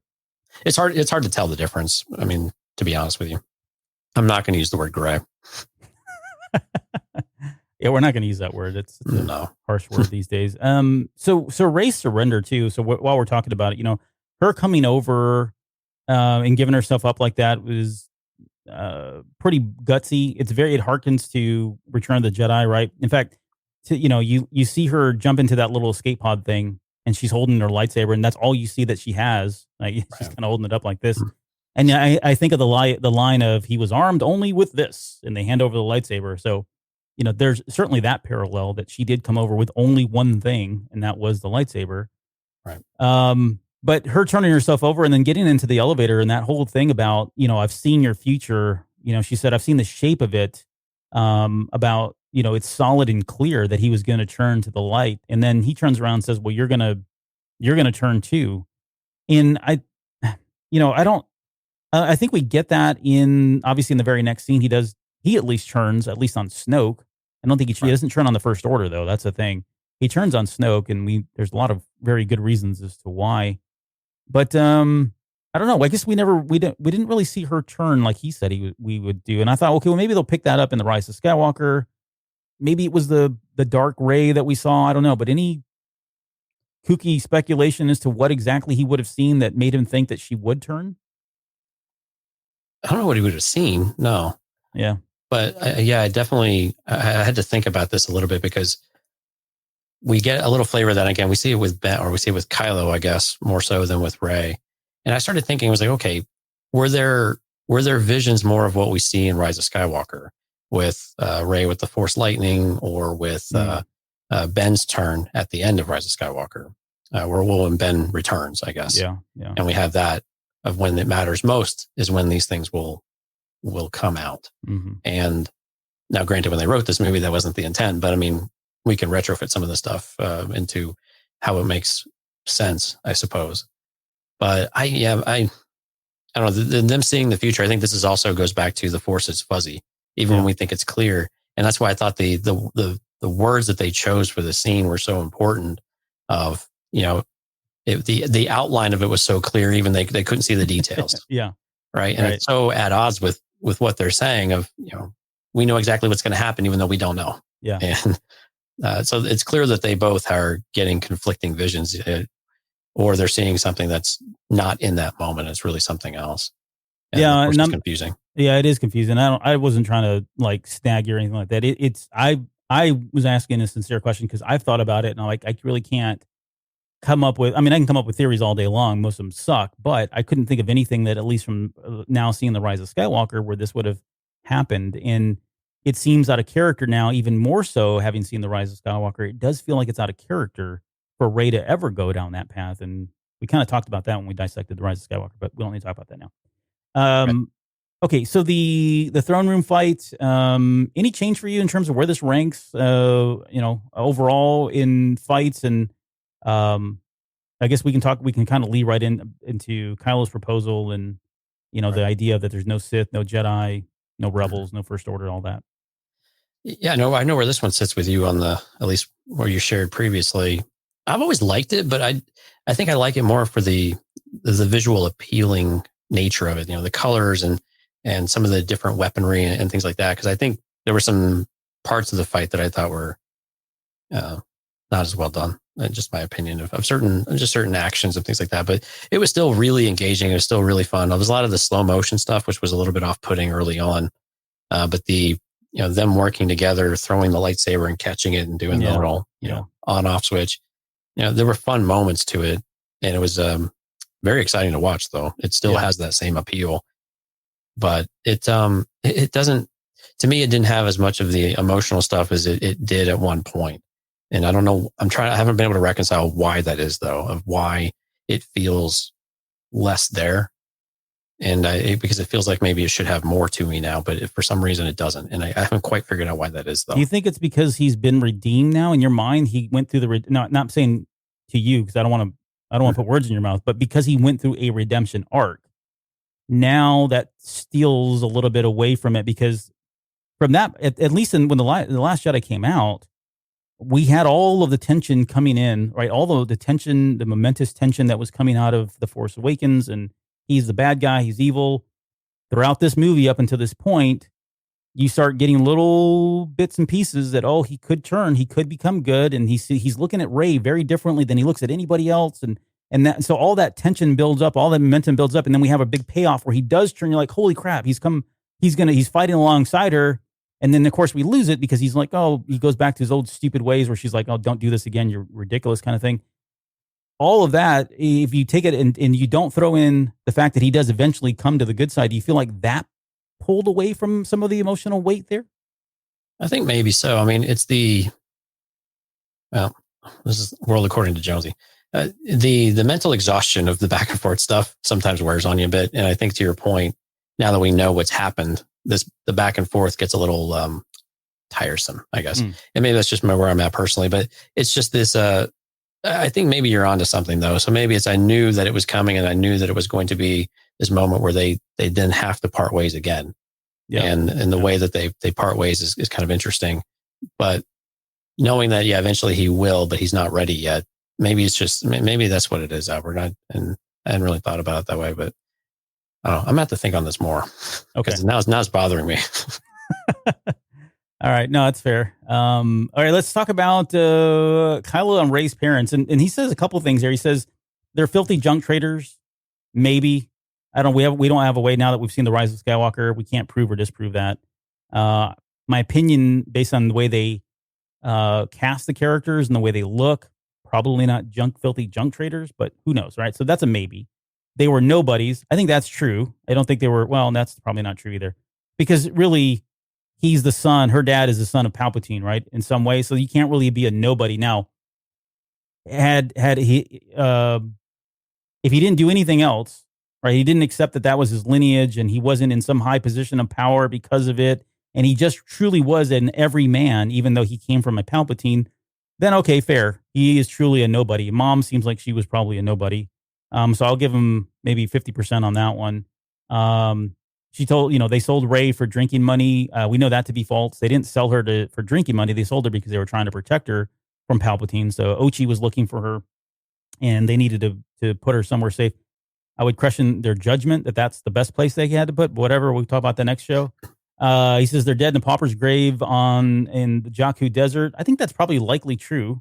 That might be true, yeah. But I don't think there's anything conclusive there. And he says, you're nothing, you come from nothing, but not to me. And that's the one thing that if nothing else, I would say that Kylo Ren sincerely and truly believes all three of those. You're nothing, you come from nothing, but not to me. I think he believes that 100%, right or wrong. But right, and it's the way he positions it, though, right? That's the manipulative aspect of it, And I when I thought more about Rey's parents, by the time we got the Rise of Skywalker and we got out of it, I didn't care at that point. It didn't have any basis on the story at all. And I think maybe the word I would use to describe her father, maybe it was just nondescript, right? There's nothing outstanding about the character in general or the person. It seems like they just kind of ran and hid, but that's even in the novelization. Yeah. Even in the Rise of Skywalker novelization, there's really not a whole lot there. I mean, outside of knowing that he's the son of, which we didn't get from the movie. Right. Or at least not from this movie for sure. But yeah. And so I found it kind of cumbersome to get through the parental aspect of it. And I know at the time it was really important to us to do it, although we were wearing a little bit thin. I think by the time we got to this point, or at least after we saw it a couple of times, it was starting to wear. But I like the manipulative aspect of it is still very important of where she's at. She's in this fragile state of not really sure what path she should go. She seems like she's got a pretty clear idea, but you can always see this is a little bit of doubt of what she wants to happen and what she thinks she needs to happen, but she can't quite get there. And that's usually specific to Ben, right? They don't understand the connection they have at this point. They're starting to figure it out a little bit, but they still haven't got to that point to where they actually know what's going on. Yeah. Or Kylo hasn't figured it out, or Ben hasn't figured out how you want to view it. But I think that's the key takeaway though on it is that tension of how is he going to pull him over or her over to what he wants her to do. And she's just still very resistant to it. Yeah. And I think it's interesting just to keep exploring of why is she so resistant to it when we see her struggling more with it a year later when we get to Rise of Skywalker or however many years afterwards it is. Yeah, I think it's 1 year.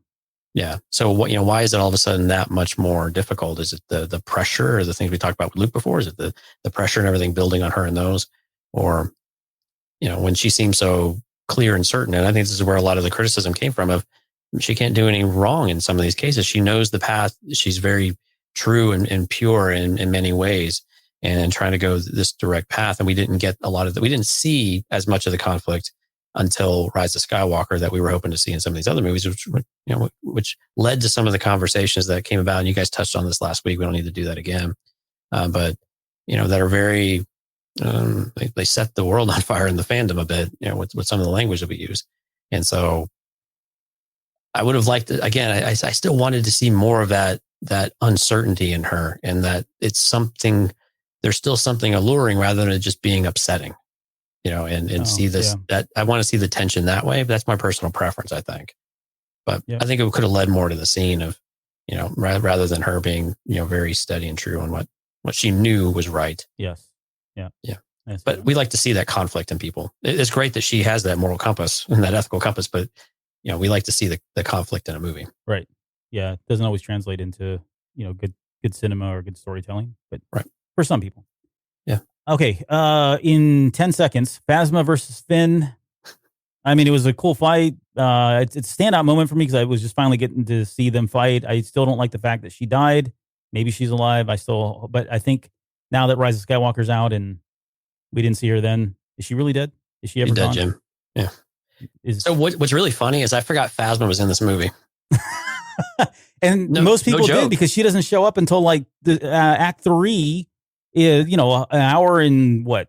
I don't even know. I think it's like an hour and 45 minutes into the movie. Yeah, I mean, and granted, we've seen Rise of Skywalker a handful of times now, right? Or more than a handful of times, and we have nothing there. And then when I got back into this movie, it didn't even register that I was going to see Phasma. Phasma came out, I'm like, holy crap, yeah. Phasma.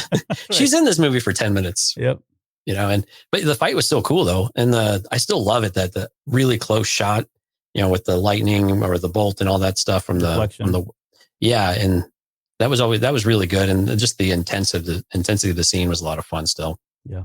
And she's kind of a quick draw with a blaster, which I thought was a lot of fun too. Yeah. All right. Well, we miss you, Phasma. Come back if you're out there. Jonesy came back. You can do it too. She could still be alive though. Yeah.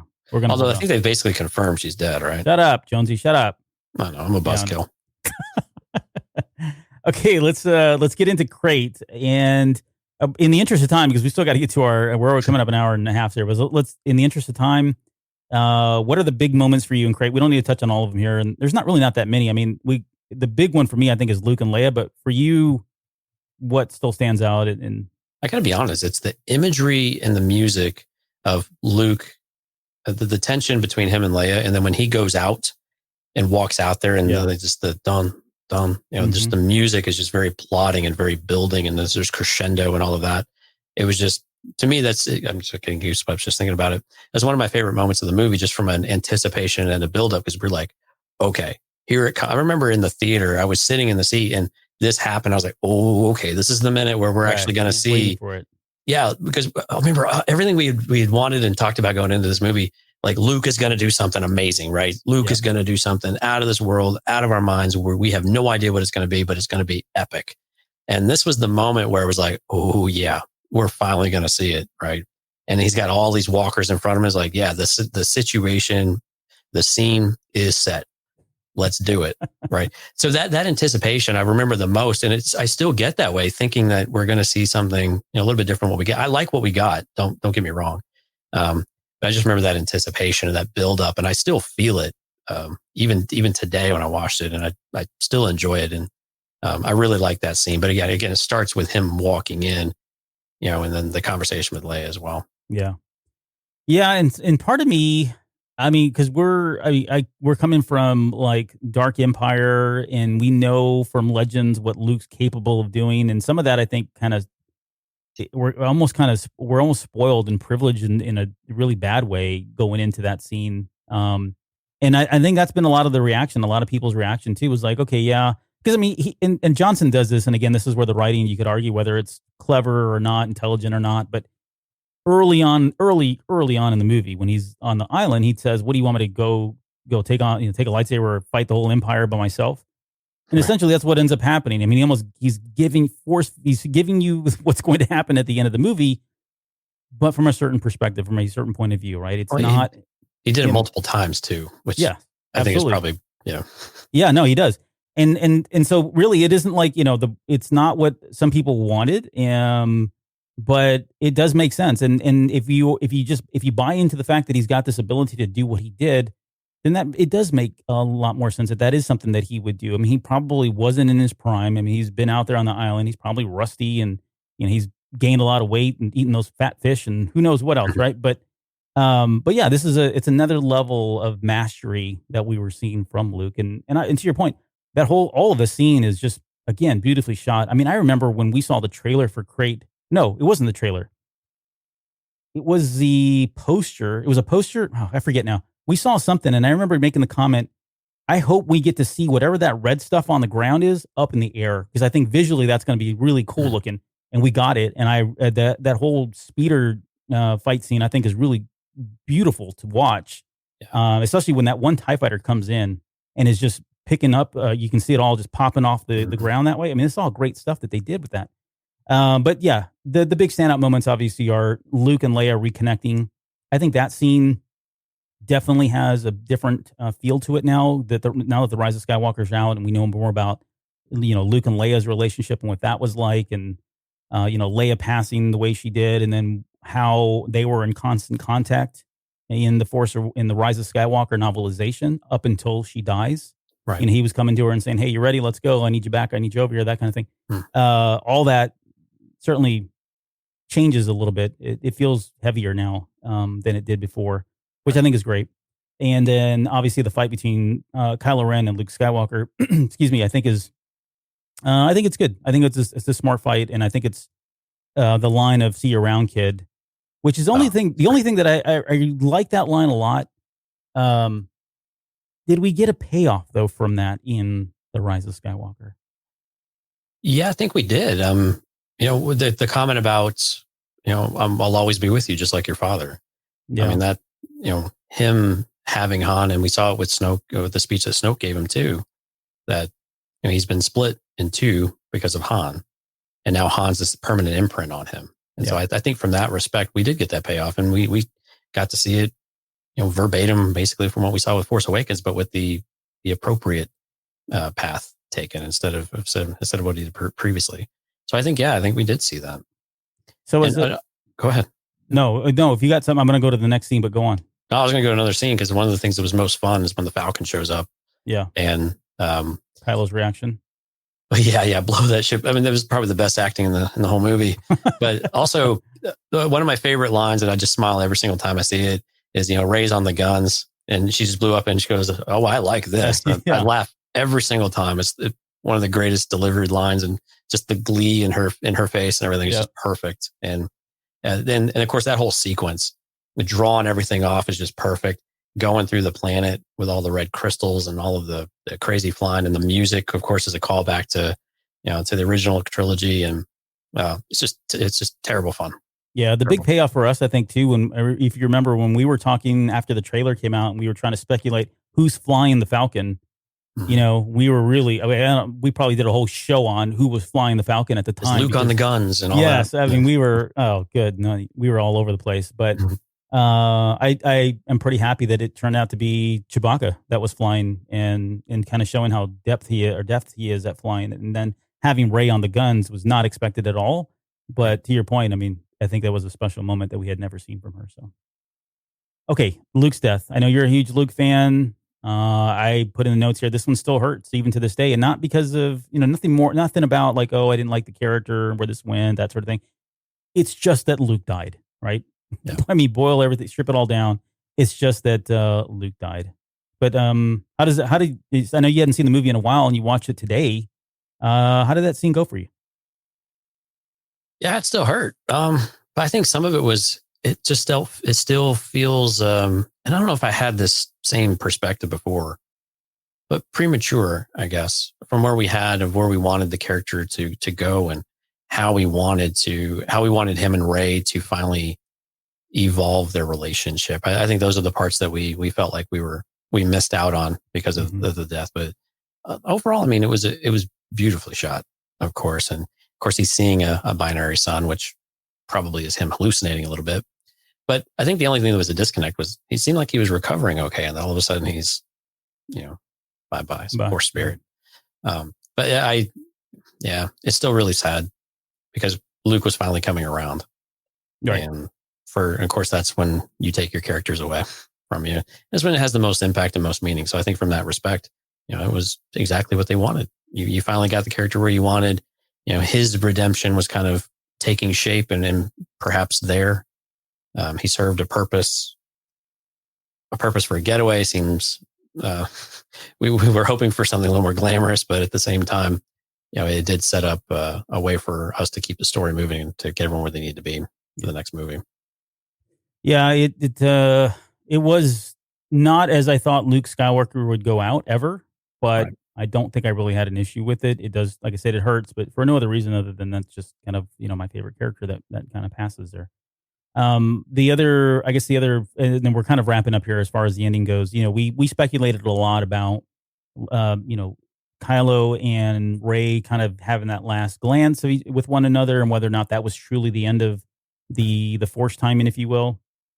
And I think now the relationship in general, or the relationship in general. Yeah.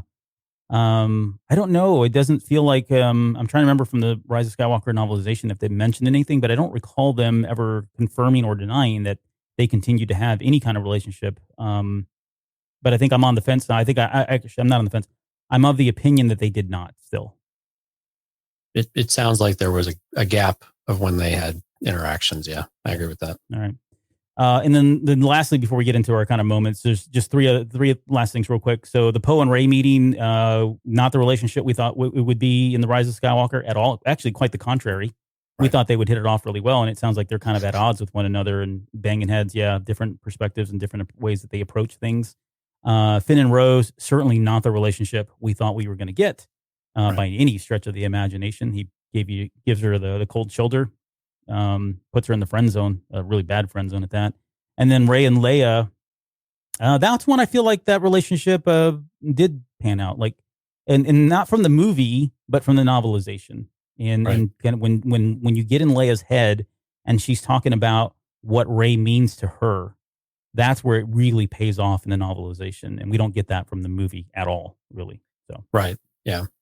You want to talk about Broom Boy too? No? Okay. Maybe someday we'll get that's next week.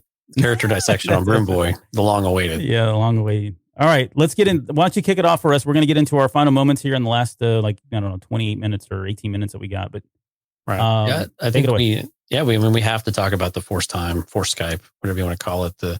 We didn't know what it was called at the time. We didn't have the word dyad in our library. Yeah, we didn't have it in our vocabulary yet, and it was something we know we wanted different Force stuff coming in this movie. And this was one of the things and I think this is where they did tie this really well with Rise of Skywalker, where Rise of Skywalker tied back into this movie really well.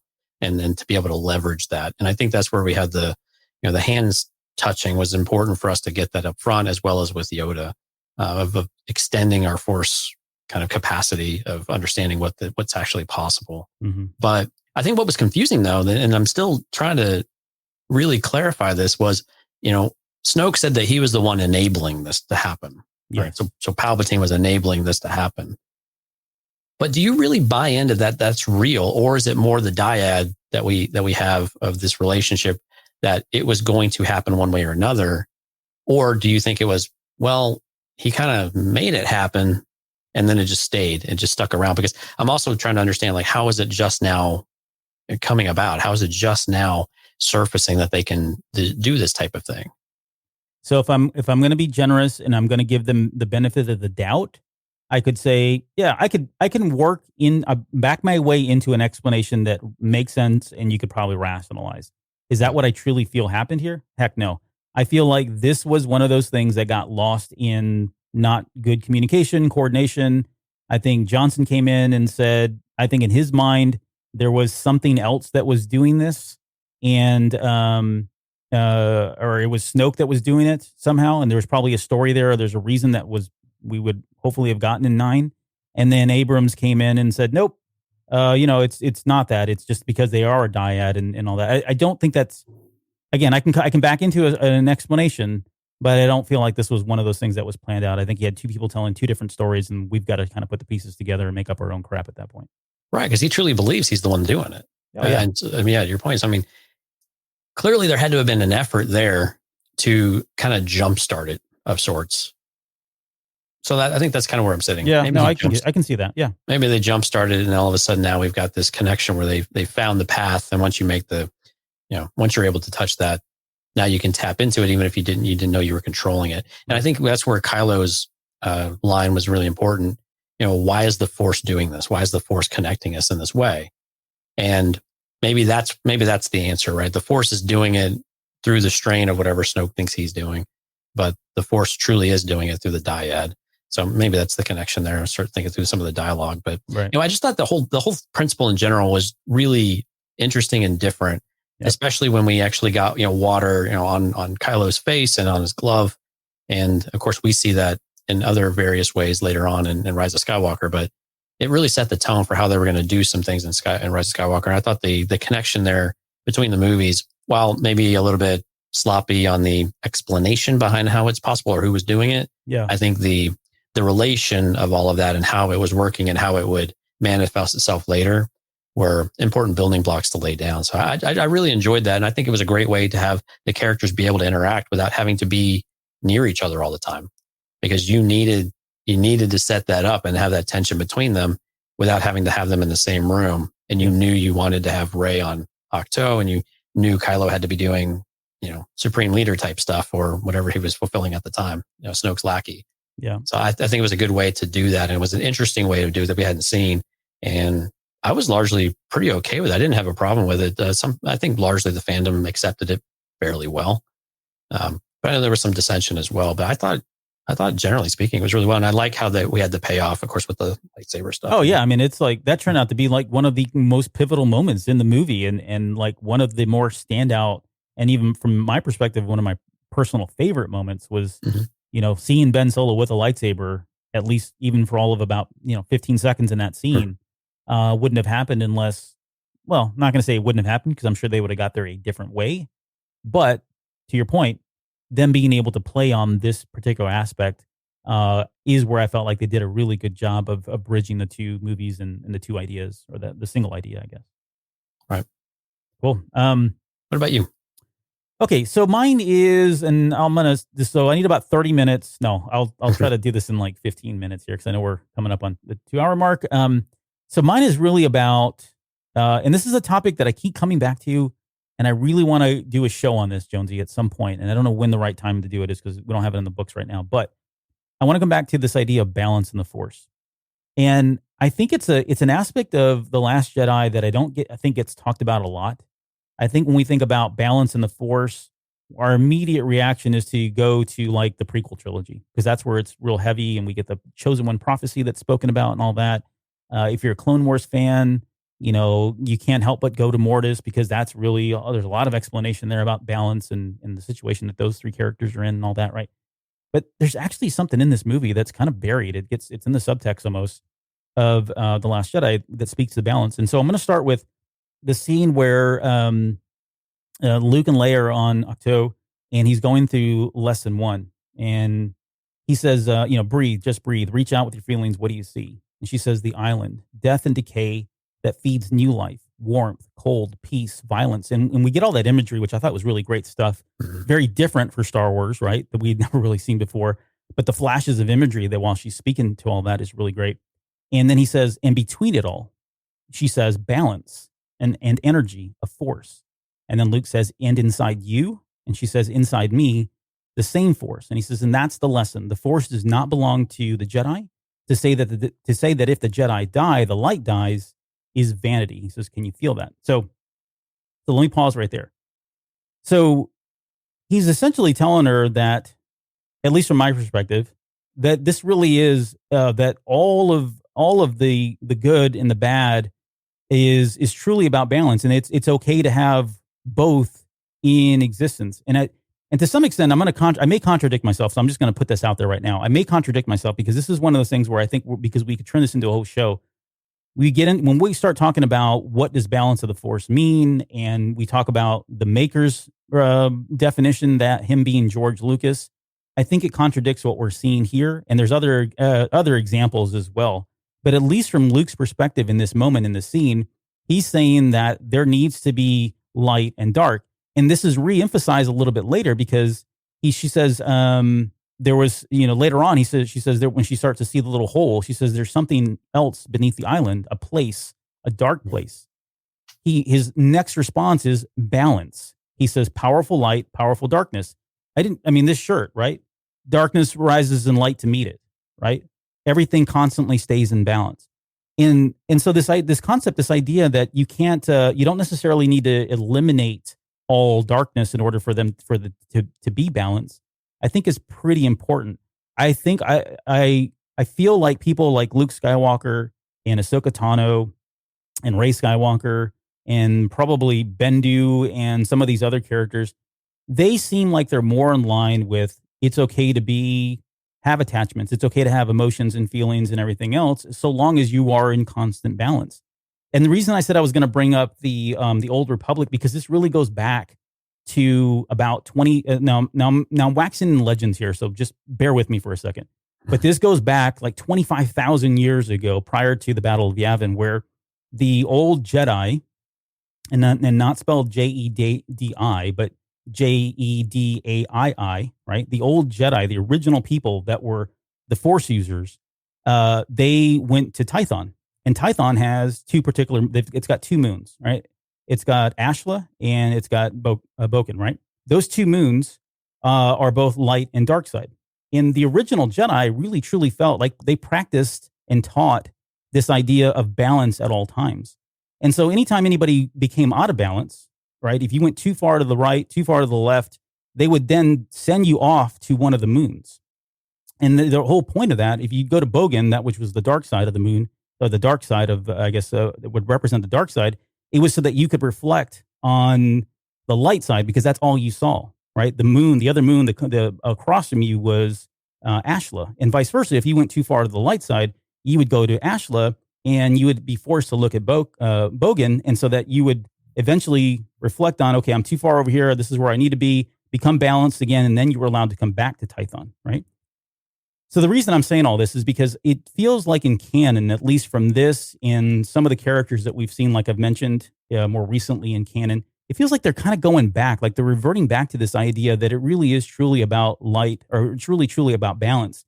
And I'll make one other reference that it's, we've talked about this probably ad nauseum, but we've talked about the Mortis trilogy and the idea of balance there. You've got the daughter, which, by the way, and I mentioned this on the SWOTOR videos that I'm doing, but if you look at that Mortis arc and you look at the thrones for all three of them, the daughter has the symbol of Ashla above her, like the Legends Ashla symbol, which is the light side symbol, and the son has the symbol of the dark side, which is Bogan.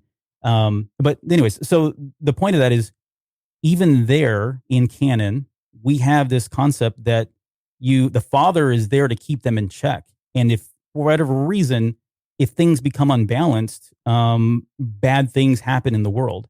They pulled that right out of Legends. Like there was these things called force storms that would happen. So if suddenly a particular area of the population on Tython went too far to the right, these crazy force storms would come in and start. And so that's why it was not only just a philosophical thing or a theology-ish type thing or whatever, or a dogma thing. It was really more about, look, we can't allow people to go too far to the left or too far to the right, because if we don't stay in balance, physical things happen to us. We could all die because of these force storms that would start up. So all of this kind of pulls right back into the Chosen One prophecy. And I think there's a lot more discussion and dialogue that we can have around what does it mean to be in balance. And I just want to kind of reiterate, if you haven't had a chance to read Master and Apprentice, that is where we've gotten, I guess, the most recent, most clarifying explanation of what the Chosen One prophecy is. And just to kind of to spell it out here, it says, "A chosen one shall come, born of no father, and through him will ultimate balance in the Force be restored." Had they not put the word ultimate balance in there, I think I would have been fine with this and feel like this really does uphold my theory or my belief as it is today. But they put ultimate balance, and it's like, okay, so what are they talking about now? Is it really truly that light there, the Sith can no longer exist? Is it true that the Jedi can't exist? Is it okay to have light and dark side? I think from the Jedi's perspective, the Sith, even though the Jedi exist, they're not a negative force.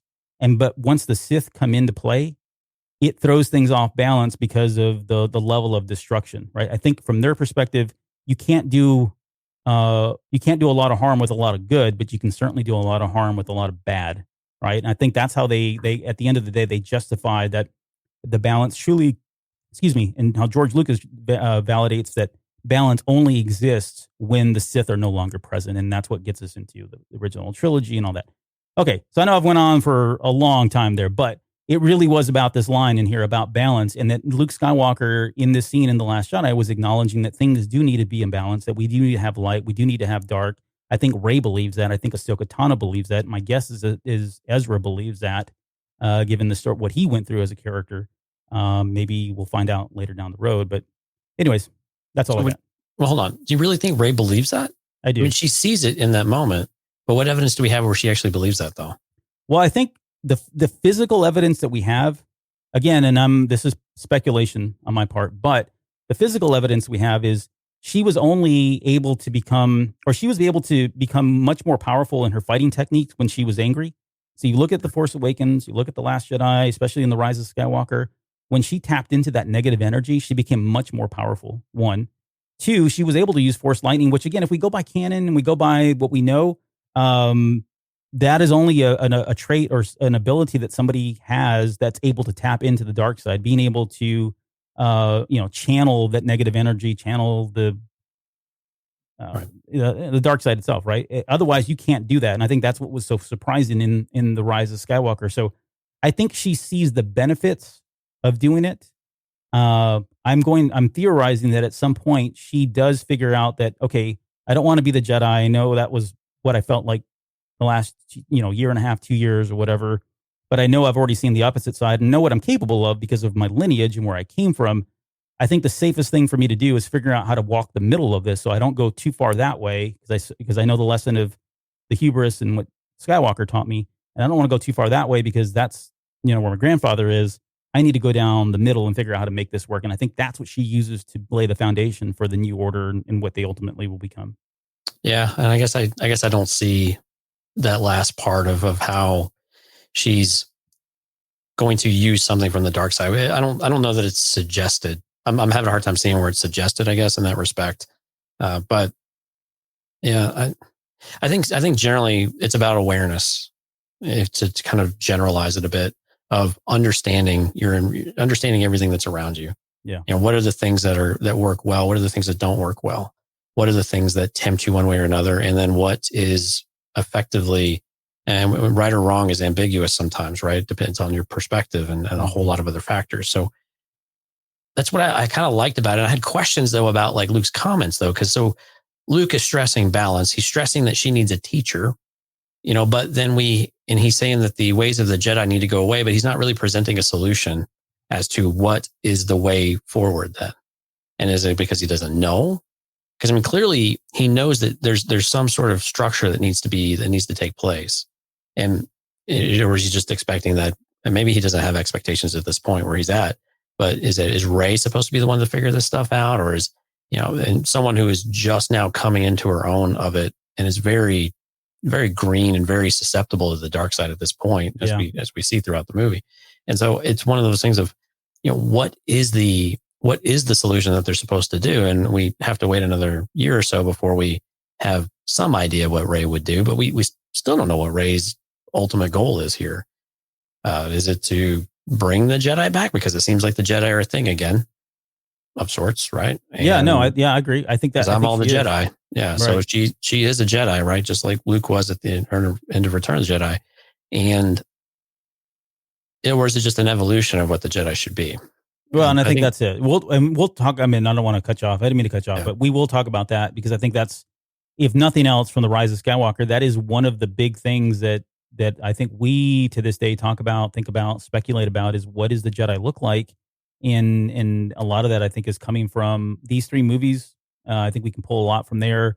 We think about Snoke in The Force Awakens. He said it up front. If Luke Skywalker comes back, the Jedi will rise again. I firmly believe that the Jedi as we know it are done. I think if there was one message, at least that I took away from the 3 movies, is that the Jedi as we know it are not going to be around. Will they be force sensitive? Yes. Will they be good people for the most part? Yes. Are they more chaotic good than pure lawful good? And I'm using Dungeons and Dragons terms. Probably. I think that's the route that they're going to end up going.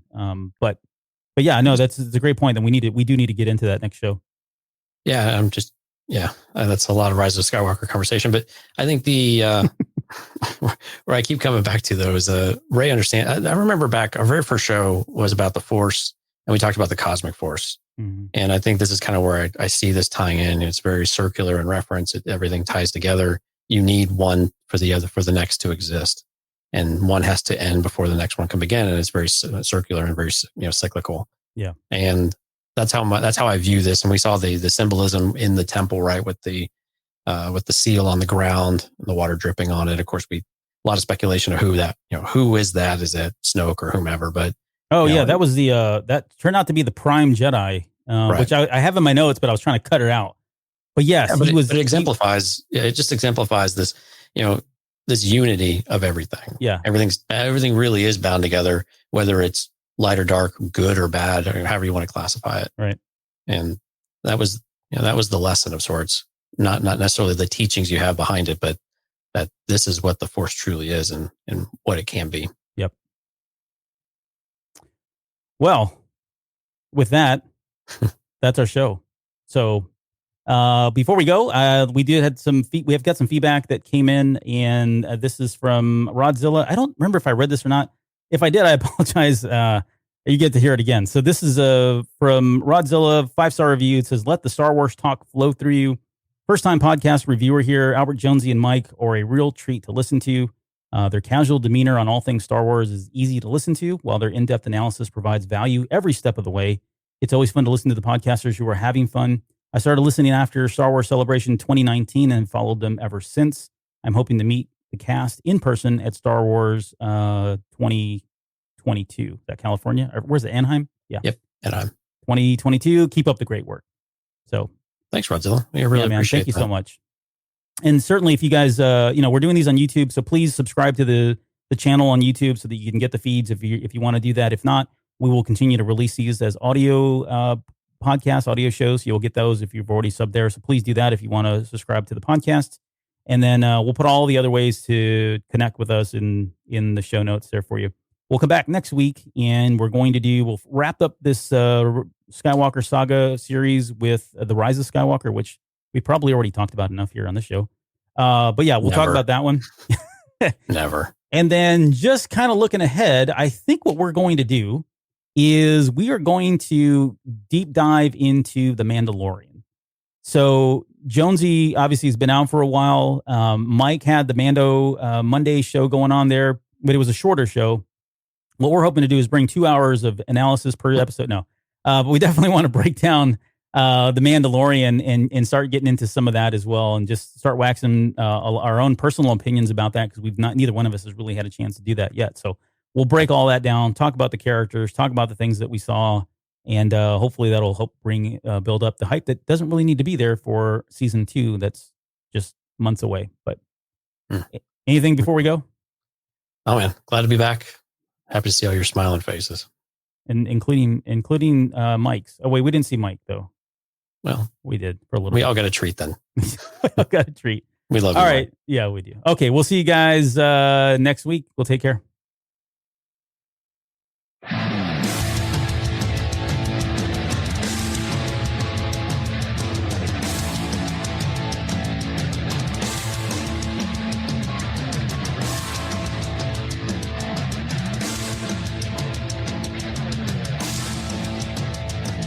You're still listening? Wow, that's amazing. Well, I'm here to give you the disclaimer. Normally we do a big, long, drawn-out disclaimer thing saying what's what and who's what and all that other stuff, but I think you guys kind of know that Lucasfilm and Disney have no affiliation with us at all, and we have none with them.